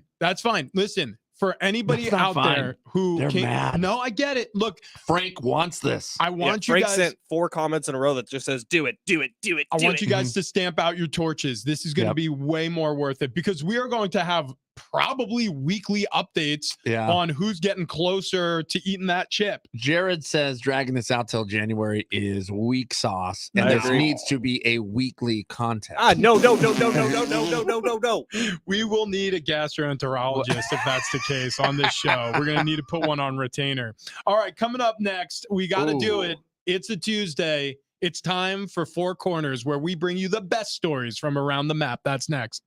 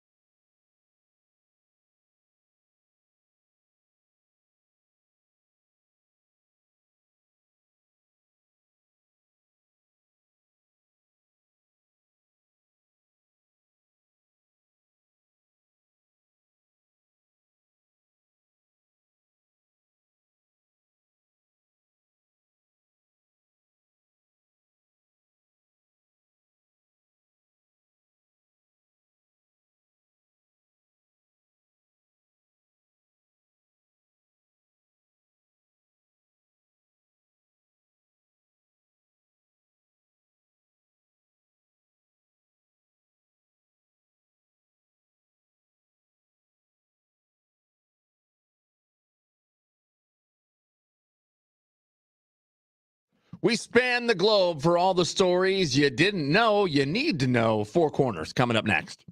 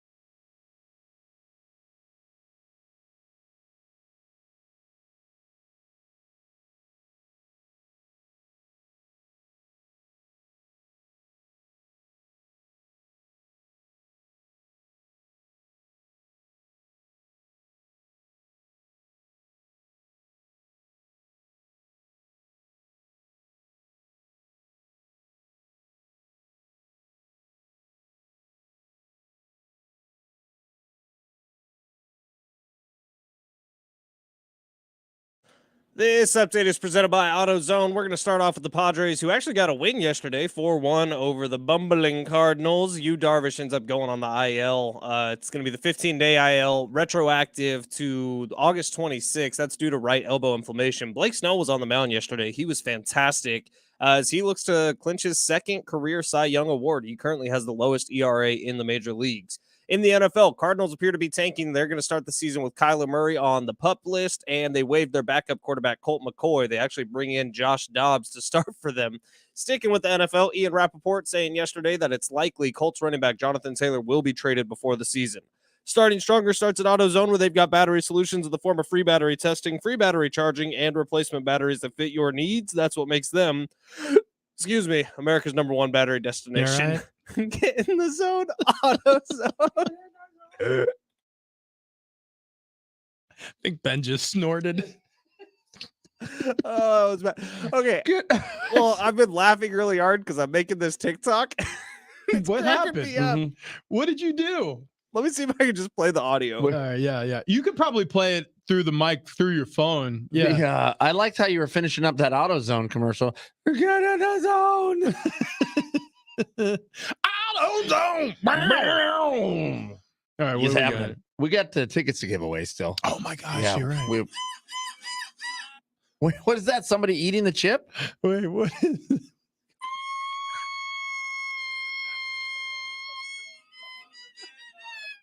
What is that? What is that noise? It's this old Mexican gentleman just screaming at the top of his lungs. And so I'm saying, when you draft Jonathan Taylor in your fantasy drafts and he sits the season I love Ben's brain. Yeah. Ben, I would say, is responsible for 90% of our TikTok and Instagram and our social media content. And it is hysterical. Some of the things he sends us. But the behind the scenes stuff, the stuff that doesn't make it out is probably even better than the stuff that does. There's a lot of things of like, we should do this. We're just like, we could, but we'd be arrested. Exactly. I'll tell you, some of the stuff that gets our most views are the hot guys doing hot girl stuff. We haven't done one in a while. We got to do that. We got to do that this week. We'll find one. Yeah. And it's not because of us that the views happen. It's because we stitch it with the hot girl doing the hot girl stuff. That definitely seems to help. That definitely seems to help. That helps people hang on that first 15 seconds. Yeah, exactly. Right. Yeah, you see, and then they're bamboozled. Much like the text line feels today. Well, and I don't blame you, anybody out there who feels like this was a bait and switch. They came here to see a man die. It certainly was a bait and switch. We're not even going to lie about that. It wasn't, though. Ben brought in a Pocky One Chip Challenge, and then on X.com, formerly known as Twitter, he posted, somebody's going to eat this, and most likely it's going to be Travis. Screw you, Travis. This was never discussed. But it's a Travis Tries Tuesday. No, Fletch, this was never discussed. It was never discussed. Are you mad at me? No, I'm just saying. He's so mad. I'm not mad. He's not happy, though. No, Dad. not happy. I'm just saying you just arbitrarily made this decision that I was going to eat this. I will say that of the three of us, I do hope you lose this now contest that's going to be season long for us, because I'm most excited to see you do this. Travis, I am show first. I've always said that about myself, and it would be funniest of the three of us if you were the one to eat it. Fletch, I feel like this is the same sort of this is the scenario. Hey, I bought a San Diego Sports 760 brand. We're going to brand you, Travis. Like, wait, what do you mean? Yeah. We should probably do that. Actually, it's not a terrible idea. You guys bought me an R brand. Oh yeah, for my birthday last year. For steaks. Right, but we could just add a couple other letters and then it could be SPOTS. Wait, SPOTS. Oh, sports. Oh, we already have the R. Spots. Oh, got it. Spots. And by the way, there was a giraffe that was born without any spots. I guess that's the only one in the world. Yeah. This happened about 2 weeks ago, and they gave I was going to say listeners, people, the opportunity to vote on its name. And they gave you 3 choices, and they were symbolic African names. It was a African giraffe. Yeah. Well, why wouldn't they name it Spot? Oh, that's great. It's a great name because it's what do they call it? It's the opposite of what you'd think. Yeah. It's a word for Spot. Yeah, spot. It's It's ironic. Opposite land. Yeah, it's ironic. It's an ironic name yeah. for a It's spotless. an ironic name. It's an ironic name for a spotless giraffe spot. They completely blew it. It's Yeah. It's Tuesday, and we do it every single Tuesday. That's for sure. We've never forgotten once. Nope. We span the globe. We find all of the stories that you needed to know. It's Four Corners, and we'll start here with an unexplained video and bizarre sounds discovered in the hunt for the Loch Ness Monster. That's right. We go to Scotland. And it's a lake, and that lake has a monster in it, and now we have confirmation. I do believe it was last week that we announced that the largest search for Nessie in 50 years was underway. Yep. Fletcher's losing it over there. He's losing it. What are you? Is there a text or are you looking watching at the TikToks? It's still the TikTok. It's the one. He likes that dude. His face, the screen, everything. Oh yeah, I just posted it on our page. Okay, good. Okay. I'm gonna put that. Something just tickle you. This tickle. Okay, I'm gonna put it right up it. at Big Rich TD Fletch on Instagram as well. All right, it's happening. All right. Oh my gosh. Yeah. Speaking of posting, yesterday I posted a video of our photographer, our cinematographer, Griffin. Yeah. He went to go see Metallica over the weekend, Sunday night. He was on the floor right up against the stage, and a mosh pit broke out. You know who was in the mosh pit? Oh, I saw this. Jason Momoa. Dude, I thought that was Aquaman. Pantera. No, Metallica show. Yeah, it was At Metallica. SoFi. Pantera opened for Metallica at SoFi. That was Friday night, and then the Sunday night show, Momoa was there again, and that's when the video was taken as he was moshing with Jason Momoa. Well-known Jason Momoa, huge Metallica fan. Like, huge Metallica fan. Talks about it all the time. Yeah, so not surprising he was there. Little surprising he was in the mosh pit. Right. Yeah. Right. But dude, that guy. If I could honestly, I know we're doing Four Corners. If you were moshing, If I could do change lives with any human being, I think it would be Jason Momoa. He is the coolest human being ever. You could just change bodies. Well, that would you be still cool. want your butt on Jason Momoa's body? Ooh. I'm bringing the butt. Yeah. Okay, I'm bringing the butt with me. Yeah. Did this just switch to red pill, blue pill? Good point. Yeah. We forgot. I'm really sorry. I You red pill, you Jason Momoa. Blue pill, you get Rich's butt. it was no giraffe spotless, but I'm sorry I derailed. That's okay. No. Did you see the video? I sent it to both of you guys of Ronald Acuna getting tackled by fans. Yes. So he also went 4 for 4 last night with 2 home runs. But in the middle of that all, fans jumped the fence at Coors Field, which is where the Braves were playing, and went up and tried to give Ronald Acuna a hug. The security guards were awful. Usually you see them tackle people. They were just holding onto this guy's leg, trying to get him to fall to the ground. Yeah. And he was like, "No, I'm getting Ronald Acuna." Yeah, Fletch, it was weird. The one guy got up to him, and it almost looked like they were taking a picture out there in the outfield. Then the security guard got up there and kind of broke it apart. And then another guy came running up, which 3 of them carried him off the field, and he was climbing over him like a angry cat. It was very odd. Very odd. Raiders QB Jimmy Garoppolo said that Trey Lance has a bright future in this league. So this, of course, on the heels of him being traded from the 49ers to the Dallas Cowboys. And now, look, he's on the depth chart. He's clearly going to be Dak's backup, but Dak's gotten injured in consecutive years. Last year for a lot less time than the year prior.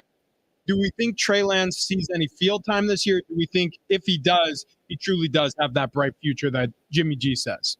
I don't think so. I don't think we see him at all. I take that back. There could be an injury that puts him in. The bright future does not feel very to me looking in at him, looking at what he's displayed so far in the NFL, which is very, very little. I just think this trade speaks volumes about how the Cowboys feel about Dak Prescott, specifically how Jerry Jones feels about Dak Prescott. Maybe he thinks this is as far as they can possibly go with that, being a good regular season team that can't win in the playoffs. So Trey Lance is not a long-term solution for anybody yet. He does have a high ceiling, and if the Cowboys can somehow find something that Kyle Shanahan was unable to do, then maybe it's not a this year thing. Maybe it's a next year or the year after that thing where they can still keep a cheap quarterback and get rid of Dak. I disagree there, Fletch. However they feel about Dak Prescott, to me, this is purely posturing. This is purely a a way to kind of stick it to the offense and stick it to Dak, saying, "Hey, look, man, we're always thinking about something new here, so you better keep that fire burning." Yeah, and also I just sort of feel like how Jerry Jones was talking about how he would have drafted Jalen Hurts. I mean, like Dak was probably in the locker room or waiting to go to the press conference. Like, I'm right here. What the hell? I'm right here. I can hear you. What do we do? I'm in the other room, Jerry. I'm right here. Like, I feel like Trey Lance getting traded there for a 4th rounder. It's just all encourage better play out of their starting quarterback. And a decision needs to be made on Dak eventually. I know he signed the big contract a couple of years ago, and I know that he's going to play and start this whole next season, but there's potential for a switch there in Dallas at some point. Aliens, Travis. It's a big deal. It is a big deal. So a Harvard physicist named Avi Loeb says that there are hundreds and hundreds of tiny fragments he found at the bottom of the Pacific Ocean that are from outside our solar system. Woo! Yeah, he teased this last week that he was going to come out with this information. It was going to be proof that alien life exists and that it had visited our planet at some point.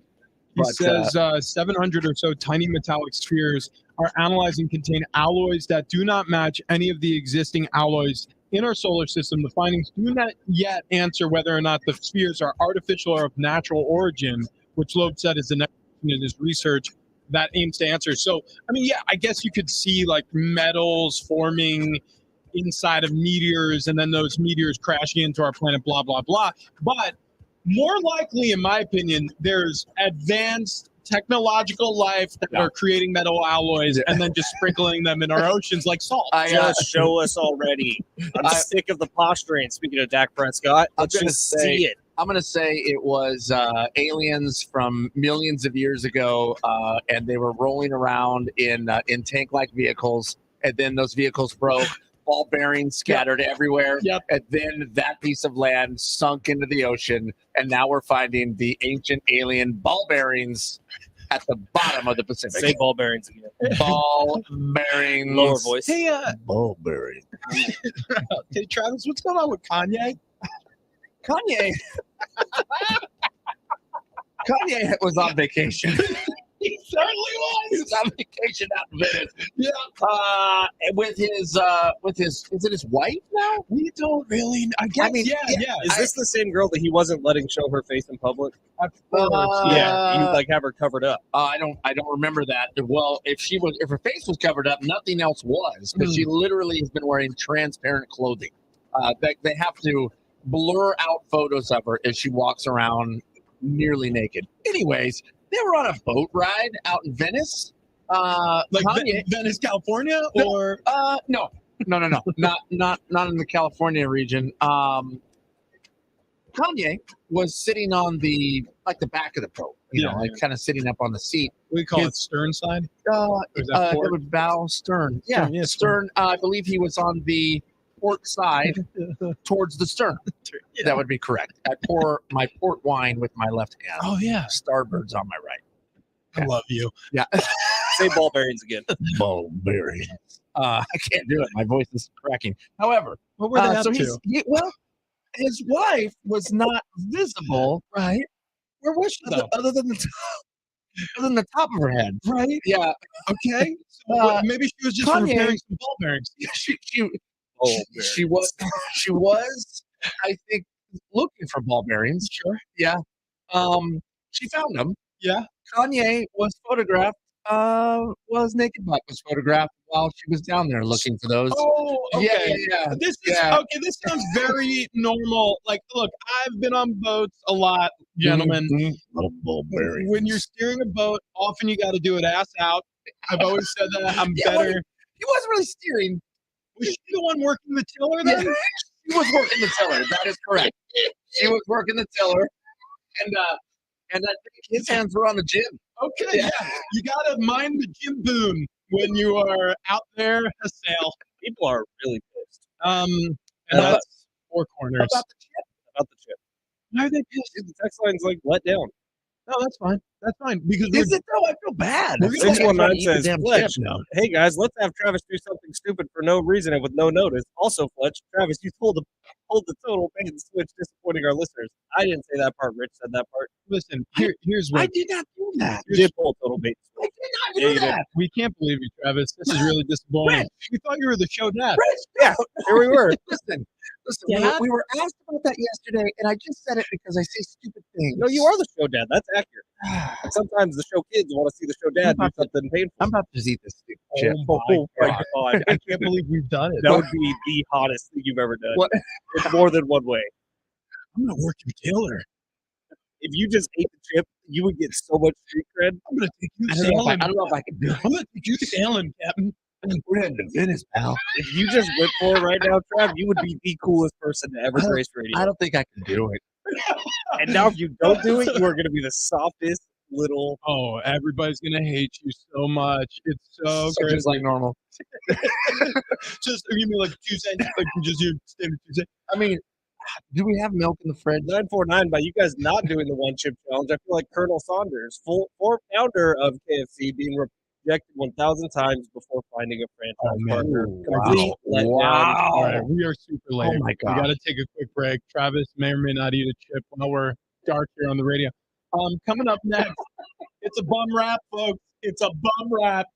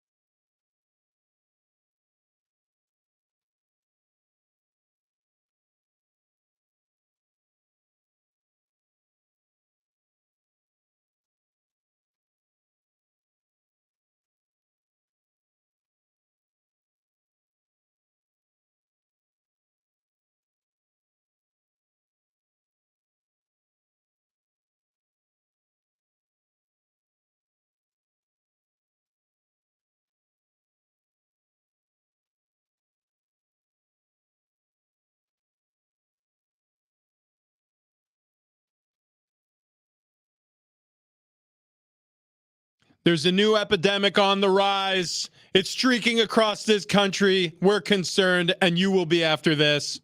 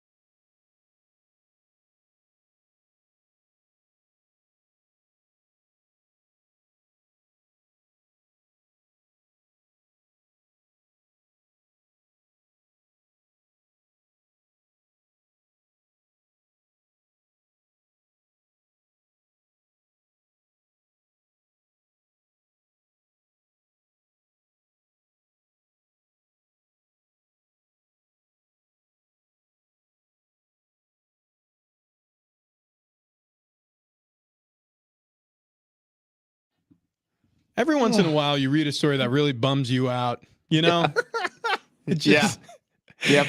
It just, it's, you know, I mean, look, I'll be a smacked ass if it isn't epidemic time again in this country. Oh, is COVID back? Nope. No. This is a very different epidemic. Yeah. This is self-inflicted. Oh yeah, This is self-inflicted. Or I mean, maybe it's friends could be involved. I guess. Mm-hmm. Yeah. You see what we're talking about now? Mm-hmm. Yeah. Apparently, This is another Travis link, isn't it? It certainly is. This is not a Travis Tries. I can tell you that much. You sure? Yeah. Now I got a different spot. I want to put that chip. All of a sudden, I need a good friend who can keep a secret with a pair of tongs And lube. Gonna need gloves. We're gonna need gloves for the Pocky One Chip Challenge and this. Exactly. Apparently, hospitalizations are on the rise for foreign objects in your butt. Right. So this means things that aren't supposed to go in. The exit are going in. The exit, and then they're staying in. Right. Yeah. Right. That's probably enough. Right. Well, right. Do we need to get into this? Well, I mean, there's so many words in this article that he put on the rundown. What I find fascinating, I guess. Your little laugh again. I can't help myself. What I find fascinating is that doctors say that only around 50% are like toys. Got it. That are meant for that. Designated for insertion. Yes. Don't ask me why. I listened to a podcast about this. And it was a podcast host bringing on people who have had this experience. Do you subscribe to this podcast? Well, it's Dak Shepard's podcast, which is actually pretty good. Okay. But it was people talking about experiences they had in the doctor's office, right, with objects that aren't supposed to be there. In there, yeah. And there's a whole variety of some people are just weird and like to try. Certainly. Some people it happens accidentally. No way. There's no way. Accidentally. You can't convince me that's like, yeah, well, it turns out I didn't see my Oral-B electric toothbrush just propped up right there in the corner of the bed frame, and I was going to pull my socks on, and next thing I know, I'm in the emergency room. And I got a Sonicare Diamond Clean just buzzing the innards. Why does the photograph some guy with a cactus? Had you seen the episode of Scrubs where someone manages to have a light bulb? Oh, good God. No. Good God. I can't imagine the mental anguish you're going through when you're trying to find out how to get to an emergency without room. Shattering. Right? Thin glass. Well, also 78% of the hospitalizations are men. Right. Mm-hmm. Right. Okay. By the way, do they drink Asombroso tequila? Because if you just Google what the bottle looks like, you'll understand why. I was when you said that, I was like, "What do you mean South Norte?" Oh, yeah. Matadora. Matadora. I need a Matadora. Which I picked up at Keg and Bottle on Friday evening. The South Norte is delicious. That was a fun visit from them. Also, we've really been spoiled recently. Hampton Water last week, the rosé from Keg and Bottle. Our Bar Car Fridays have been lit AF, as some will say. Okay, coming up next, we've got a lot of show left. Okay, where are you at? We're taking a pulse check on where you're at this Padres season. Have you given up? It certainly seems like they have. Does Travis eat the chip? 70470. Start your message with team. We want to hear from you there. Also, Jason McIntyre hosts The Herd alongside Colin Cowherd, hosts Straight Fire Podcast, joins us on the other side. We'll talk some NFL with Jason McIntyre. Stay right where you are.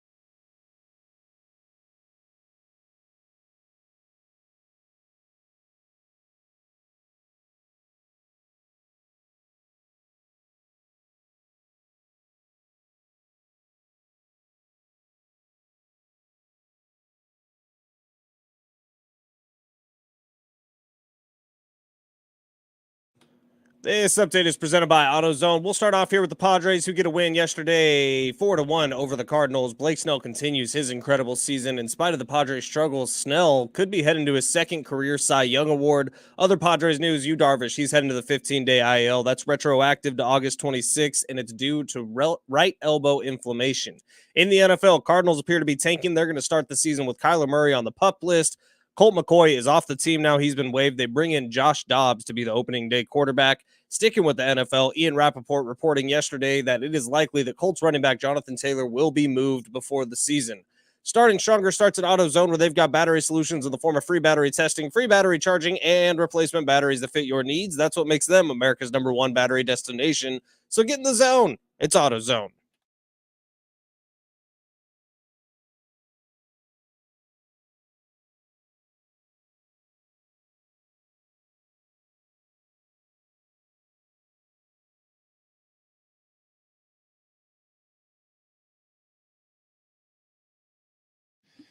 Yeah! Woo! Happy Tuesday to those who celebrate. It's Big Rich, TD, and Fletch with you for the final hour of the show. We're jammed up.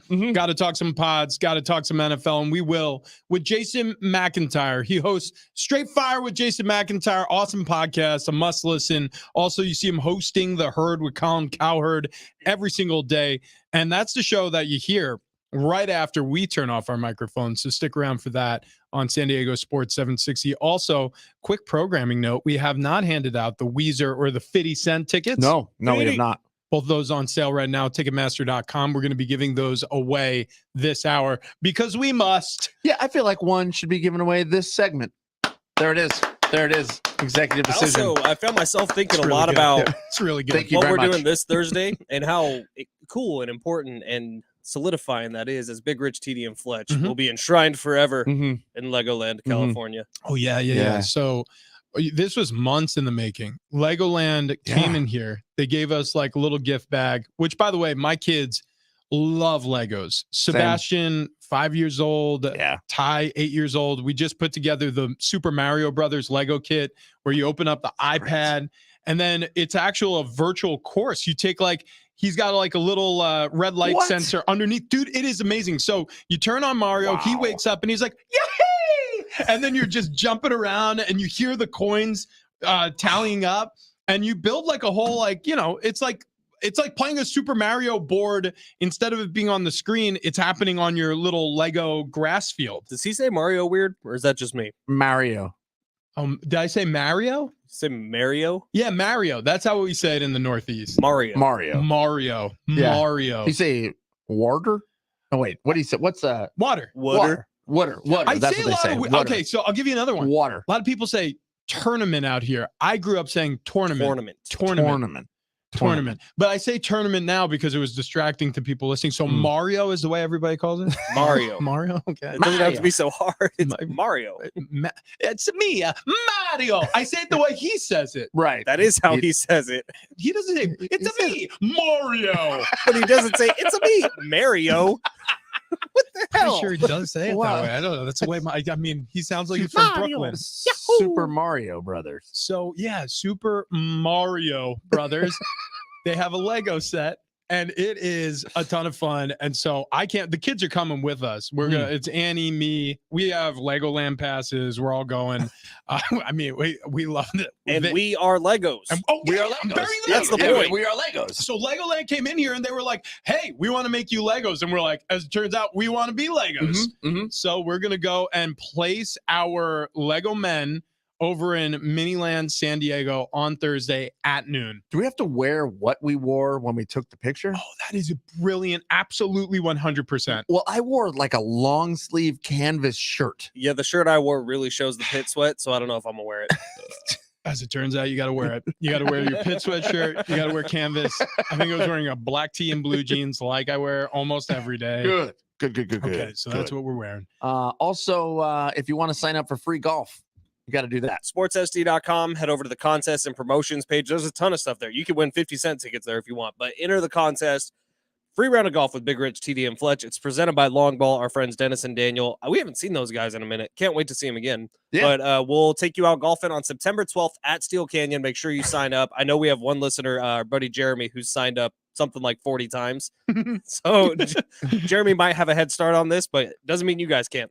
Absolutely. Hey, I want to read this text. This just came in. I gave up on the Padres about a month ago. Sorry, just reset. No fire on this team besides Kim and Tatis. Even Tatis' fire is less than before. I don't think Manny's a good leader. Never have. He seems to be too reserved and in his own world. I think AJ made huge mistakes on all these long-term contracts. He was a little too eager. He got to go. Look up the team's batting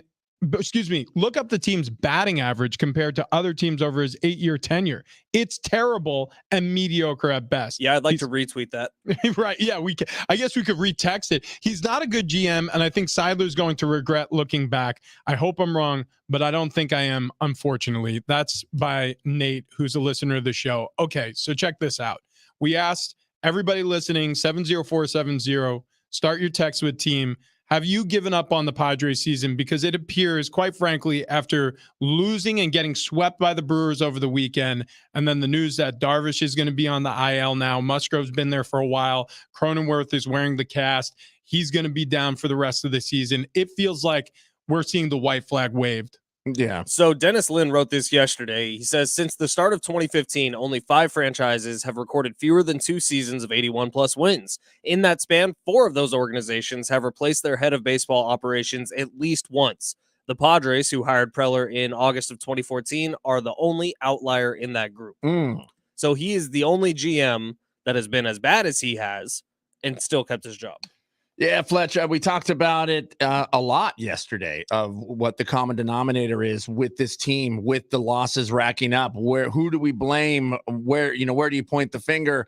And it looks like the finger will be pointed at Bob Melvin. That's where it looks like it will lay down. But I think as fans, and I think as outsiders looking in, we look at AJ Preller. Yeah. And think this has got to be the guy that has to go, and it's stats like that back up our point. Yeah, that's perfectly stated. I mean, it's unfortunate when you look at this team and you think about the years that it's been that people have had such high hopes and expectations from when AJ Preller first got the general manager job to the point we're at now when he was named the president of baseball operations, and all the things we know, all the changes we know that have happened over the past 5 years. Yeah, there have been some mixed results. The pandemic year was a great surge for the Padres. And then last year, it seemed unlikely that they were going to make as much noise as they did in the postseason. But this team caught fire once they got in, and that series over the Mets, and then the sequential series over the Dodgers was probably in a lot of Padres fans' lifetime, one of the happiest moments. And it's followed by this encore of a disaster season. We felt like we were right there as fans. And Travis, man, like, you're the guy who's coming home every day from work, popping open the cold beer, sitting on the armchair. You're not worried about the stats. You just want to see good baseball, and we just haven't gotten to see a lot of that this year. Yeah, and the billing was it was going to be the best baseball we've ever seen here in San Diego, and it hasn't happened. Yeah, disappointing. We'll get back to your text in just a little bit. Want to step aside from Padres baseball to talk a little NFL with one of our favorites, Jason McIntyre. He hosts The Herd alongside Colin Cowherd, hosts a Straight Fire podcast. If you haven't listened to it, it's must listen. Download it everywhere that podcasts are listened. Jason, you joined the show here on this Tuesday, and we are at roster cut down day, right? We got to get to 53 across the league. Do you see any surprises coming our way, or by and large, do you think this is going to be roster set and we're just going to move on with our lives after today's deadline? Well, there's always surprises, right? I was surprised Max Duggan got dropped. I love that kid coming out of TCU. I thought he could have been the Brock Purdy of this year's draft class. So that's a surprise to me. But, it's weird. I try to distance myself from the cuts because it's a little bit sad. These guys have worked their entire lives, probably the last, 10, 12 years, most of them, leading up to this. And then you don't make the team, and it's like, damn. Listen, I never experienced that. Shocker, I was not an NFL player. But I'm sure you had some buddies who had some tough times. Like, this is kind of a depressing day around the league, no? Yeah, no, Yeah. you're absolutely right. I remember getting cut by the New England Patriots my second year in. And it was a weird day, man, because I was on my rookie contract. I had signed a 4-year deal when I got drafted in the 4th round. And I was shocked. I got the phone call. I'm like, I thought I had a strong camp. I thought I was making the team easily. And it was Bill, and he was just like, yeah, listen, we have a problem at safety right now. Too many guys got hurt. So you're going to be placed on waivers, and you can be claimed by any team over the next 24 hours. And if you don't get claimed, we're going to sign you to our practice squad, and we'll see what happens next. Eventually, they re-signed me back to the regular season roster, and they made good on the money I lost when I was on practice squad and all those things. But for that 24 hours, I mean, your heart sinks into your stomach and you feel like a loser. Mm-hmm. You know what I mean? Yeah, well, and to be, I'm curious. Were you with the wife at that time, or girlfriend? Who's now the wife? Yeah. And I remember she was like, "What do you want to do?" Because we were just sitting around, right? The last preseason, and I'm like, I don't know. I'm like, maybe we go golfing. I was like, I just want to be outside. And I literally what it turned into was her driving me around the golf course while I was drinking Bloody Marys, just miserable. It was one of the worst. I'll never forget that day. It was one of the worst round of golf I played. I felt like a loser. You know what's crazy, Jason? The way Rich describes that now is also the best day that he has ever. Just driving around the golf course drinking Bloody Marys. I mean, it's fantastic. That sounds good. Like, listen, I'll be honest. You guys know I started the website, and then I had moved out to California to do the TV as well as the website. So I started the Big Lead, and it got sold to another company. Right. And they were talking to me about it, and I could tell, like, whoa, this is kind of weird. I hope they keep me. And they just called me, and they were like, "Hey, we're not going to retain you." And I was like stunned. I was like, "I started this motherfucker. I started this thing. Are you guys kidding me?" Yeah. I was thinking that in my head, and then I was in shock for a few minutes, kind of like you, with what do I do? I feel like a loser. And within 6 hours, I had heard from so many people. I was like, wow, this is going to be one of the best things ever. This is going to turn out great. And it's actually gotten really, really good. So yeah, if you can turn that negative into a positive, and that's most of life. You guys know that. It's not all upward trajectory in life. There's a lot of setbacks. Jason, we gotta stop you from hanging out with Rich so much, because we dump Rich at least once or twice a week, and we just had to dump you. You're a radio guy, Jason. What are we doing? Well, here's the thing. I'm sorry. I'm on a bit of a vacation this week because I had a surgery Friday, so I'm not used to talking. The podcast is on hiatus. I'm kind of recovering. And I just let the expletive fly there, like Kramer. I'm sorry, guys. That's okay. Our YouTubers will appreciate it. It felt good on our end for sure. I mean, it was natural. Yeah, this is the right attitude. We caught you on the right day. Yeah. Jason, where's Jonathan Taylor playing this year? I will go ahead and say he's out for the first 4 weeks. I just don't see a resolution in Indy. I'm not taking him in fantasy. I have my first draft over the weekend. I have another one Wednesday. I'm not drafting him. I just don't see it. I'm sure he'll bounce back, but if you're him, why do you want to play for Irsay? I don't know if you guys know him. Everything about this guy just seems like he's not a great dude. The stuff he's saying about the running back position, why are you saying that? You have a quarterback on a rookie deal. Exactly why San Fran can afford to pay McCaffrey's salary, because the quarterback's cheap. I think Irsay messed this up badly. Jason, say you were a free agent in the NFL and you were a really good player and you were a veteran and you were trying to handpick your team that you would want to go to give you the best shot at winning a Super Bowl this year. Where are you landing? Well, I would ask what the position I'm playing is. And you're a slot receiver, judging by your frame. Oh, and your yeah. build. Hey, I would love to be a slot receiver. I probably wouldn't survive a series, but yeah, I guess, it's tough to say. I like New York City. I was born in New York, and I love it. And now you have a quarterback for the first time in, we could say forever, no disrespect to my guy Sanchez, but if you're playing with the Jets, Rodgers is going to have to get that ball out quick because the line seems a little sus. But I would definitely want to play with, Garrett Wilson, Dalvin Cook, Aaron Rodgers, living in New York. New York in the fall, you guys know, is amazing, even though the Yankees aren't in the postseason this year. The vibe, the energy, right now, if you're on the Jets, you've got to feel like $1 million. It's guys, we got something here. Now, I don't know if Super Bowl is going to be in the cards, but it certainly feels like something good is brewing, no? Absolutely. Oh, yeah. Absolutely. Jason McIntyre joining us.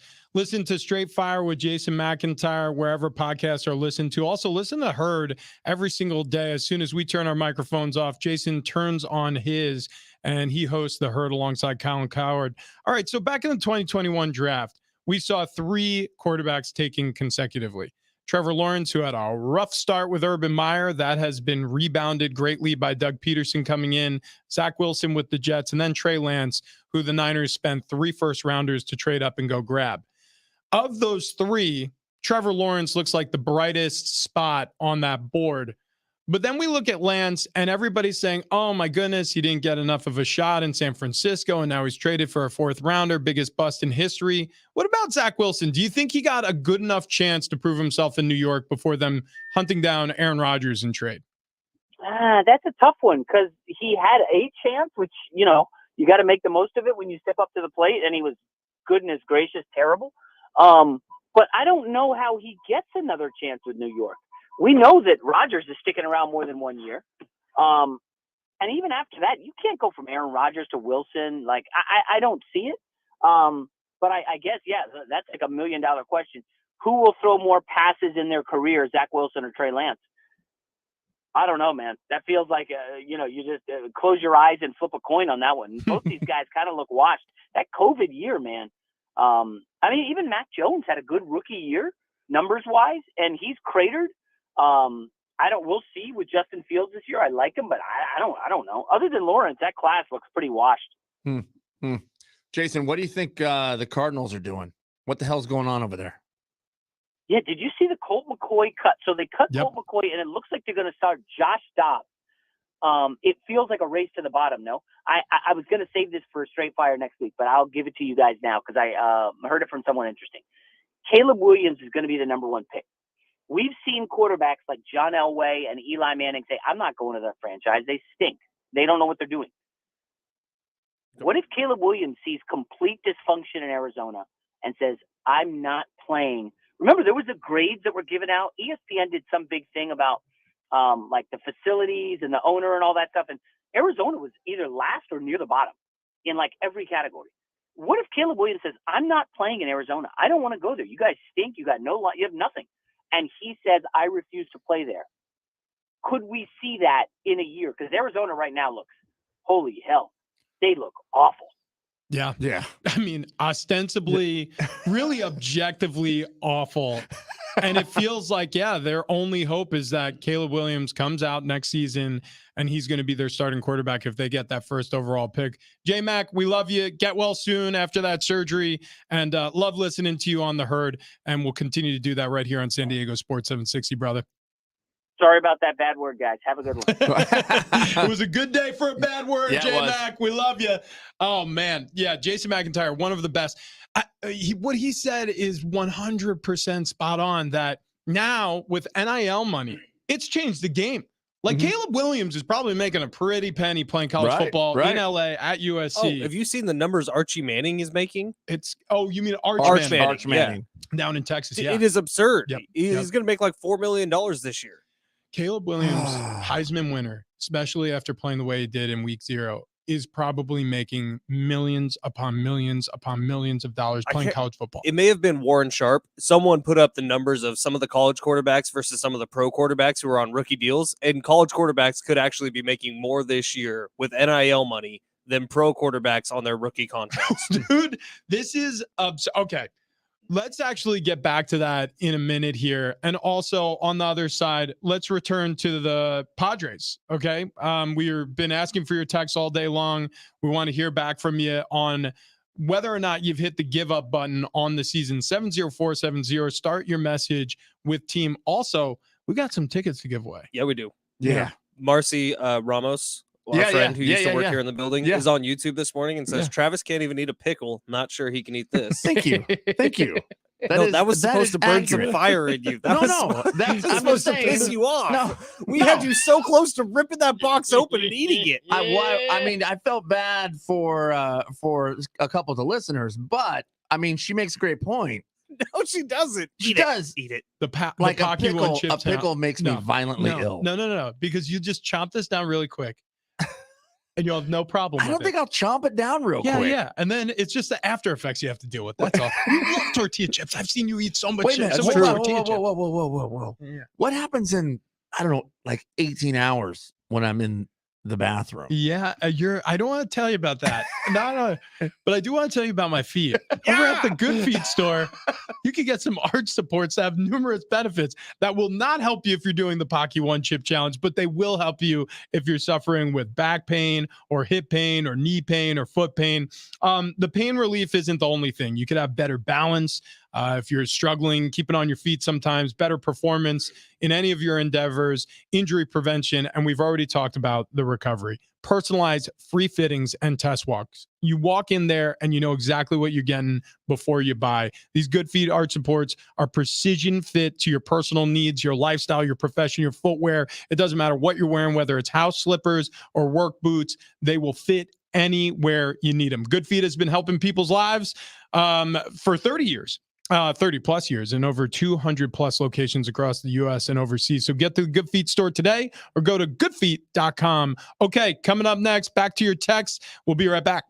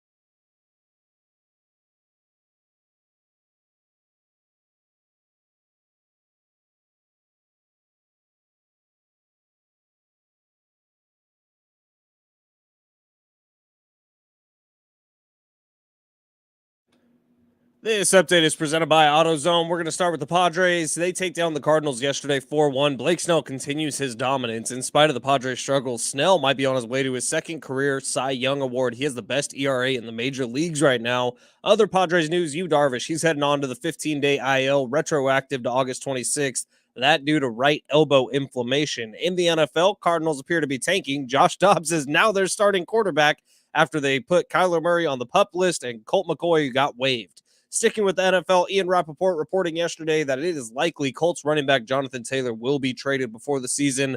Fantasy footballers, beware. Starting Stronger starts at AutoZone, where they've got battery solutions in the form of free battery testing, free battery charging, and replacement batteries that fit your needs. That's what makes them America's #1 battery destination. Get in the zone. AutoZone.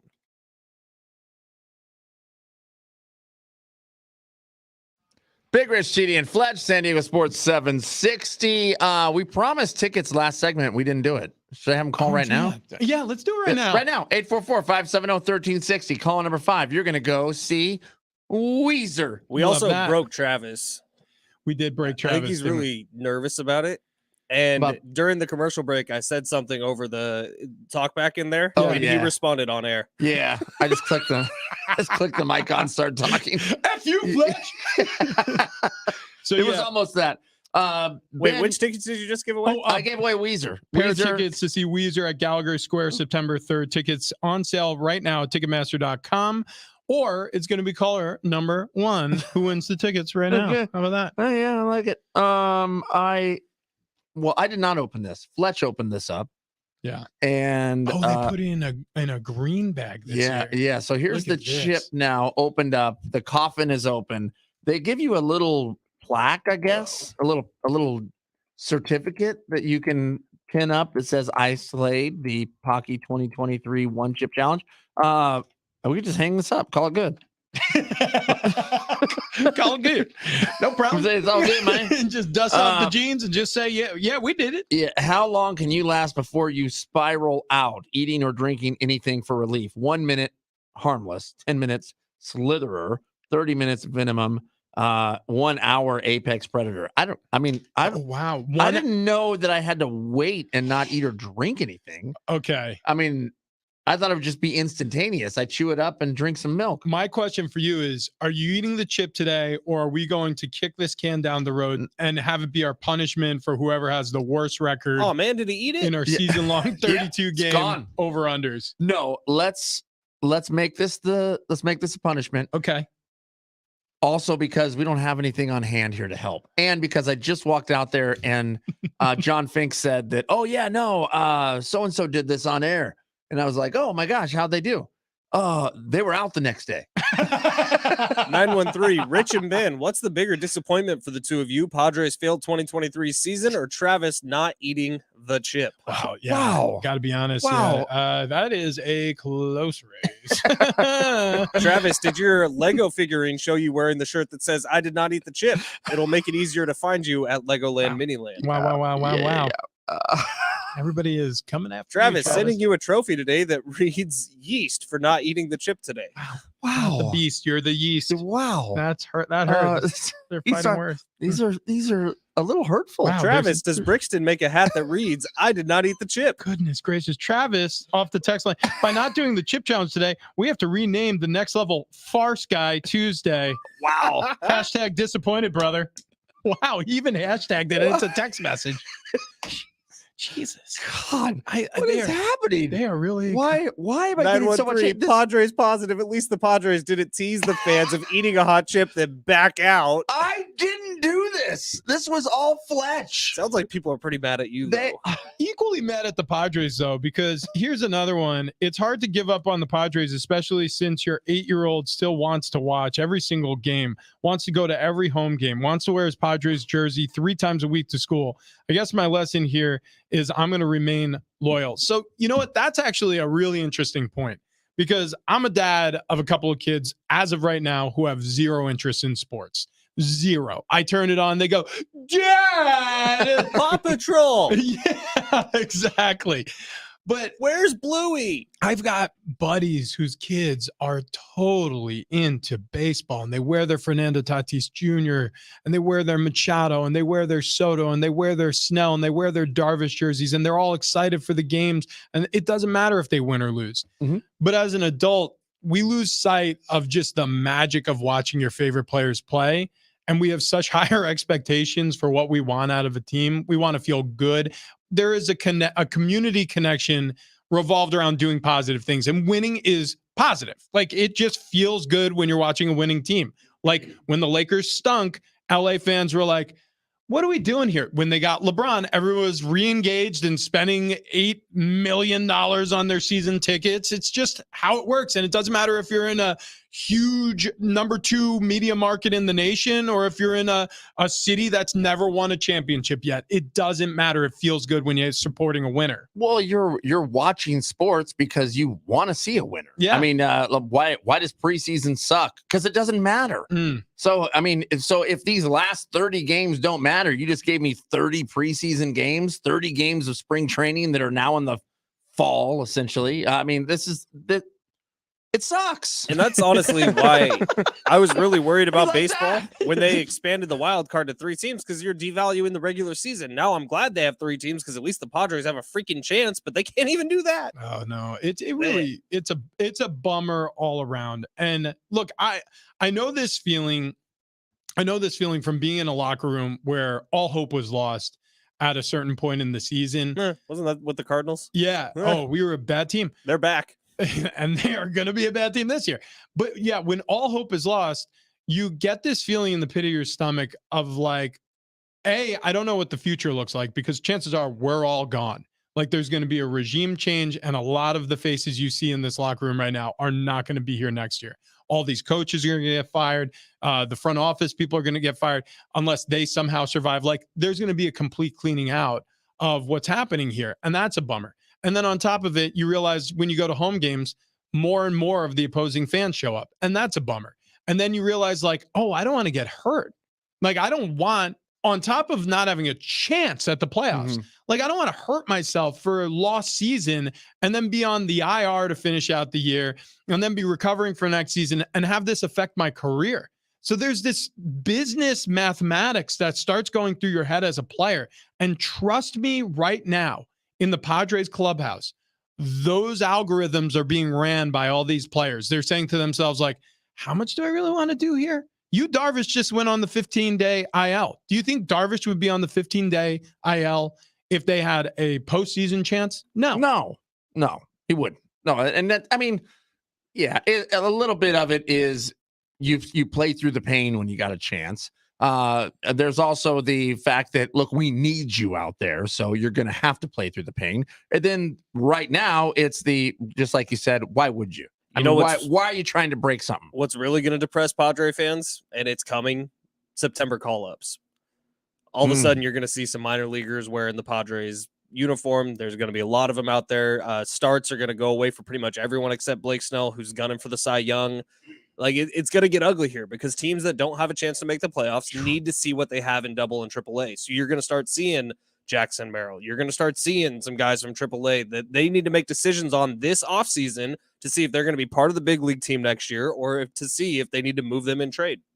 Well, oddly, Ethan Salas was moved up from single A ball to double A ball. And he's like 16. Yeah, it seemed rushed, but AJ Preller has never been afraid to pull the trigger on certain things. Now, again, I don't think it impugns his ability to play at the minor league level if he gets the call up.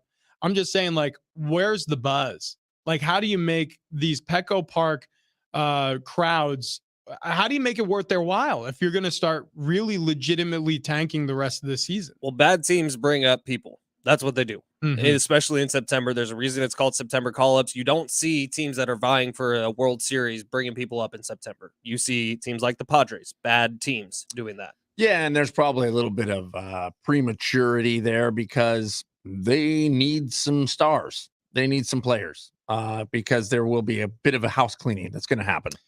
Look, I'm bummed for the lifers. Like, I think about the people who go to my son's elementary schools, who have lived in San Diego their entire lives, who have been, look, I bought in 2013. Like, I bought the stock low. It wasn't like they were all that great in 2013 or really were all that great any of the years that followed 2013 until very recently.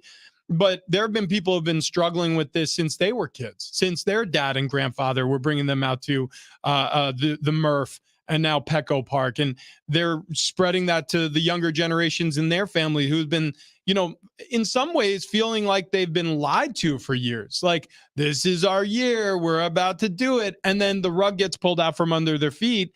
And it feels like, no, not this year. Sorry again, but buy your season tickets for next year for a 10% increase.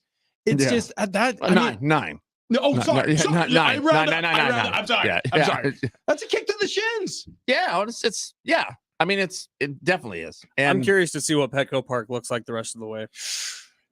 Like, the season tickets have been bought and paid for. Those people are going to be there, but the single game tickets? No, actually, that's not true. That's true. A lot of people will just eat it, or they'll try to sell them. Yeah. Or if there's a middle of the week game, it's all of a sudden not a rush to get to anymore. Look, I mean, Petco Park's still a wonderful place to go catch a baseball Still game. A really cool bar with baseball in the background. Yeah, absolutely. And I mean, there are moments that the Padres are really fun to watch, but to me, I think Petco Park becomes, filled with those away teams now. Love this text. This is like the silver lining text that we were looking for. September call-ups will not depress, rather excite Padre fans. Why wouldn't we want to watch different players actually hungry to play and who actually care? Couldn't be any worse than what we have now. Yeah. That's a great point. That's great. Yeah. That just comes with the territory that you're already giving up on the year. So, I mean, I've been there. I'm excited to see what some young guys can do. But, I mean, from a fan like that, 360, I respect it. Yeah. No, yeah, without a doubt. 360 Fletch, you're saying it exactly right. I mean, it feels like people are pressing the give up button now. I call it in terms of the locker room or the clubhouse of any team that you're watching, there's a gas factor, the give a bleep factor, right? And we've seen the gas factor at an all-time low this season. The Padres are a disappointing ball club, and they've been all year long. But the problem is now the foot is completely off the accelerator. And so if you're a true fan of this team and this ball club, all you want to see is players out there that actually have a gas factor, that actually have their foot on the accelerator pedal. And maybe the September call-ups will reignite some of that for some of the fans who are still hanging in there. Getting a lot of hate on the text line. You really are. It's still happening. Really piling on. Oh, my God. Did you see the one from the 717? Yeah. No chip, TB, total biatch. Dude, I have to change my name to TB. I absolutely love the people who listen to this. Not Travis Dale, Travis Bale. Rich, TB, and Fletch. Stop changing the subject. This is from the 619. If we don't get 20 straight minutes talking about Travis's low T and his inability to eat a supposedly hot chip, you guys are all soft. Okay. All right. Well, listen. I love you, texters. They took what Rich and I were kind of doing, and you just piled on. But this wasn't even my idea. I don't understand why I'm getting so much hate. Shouldn't Fletch be eating the chip? Okay, so listen. Well, no, because I bought it for you. Travis wasn't. Okay, but so if I run to 7-Eleven and buy a chip, we're both eating the chip? I would feel a lot more pressured. It's a good point. It's a good point. You should run out and buy a chip right now. And we should start putting the full court press on Ben Fletcher. You know what? You may end up with a chip here tomorrow and a gallon of milk. Yeah. No excuses. No excuses. No turning back. I thought we were delaying this. Delayed gratification. Easy way home. I forget the lyrics. Friday's a big day. Yeah, it is a big day. Big. Some people say the biggest. We're not sure. All right, Travis isn't the only one who bailed on today, okay? The Arizona Cardinals did as well. We'll explain exactly how they did it.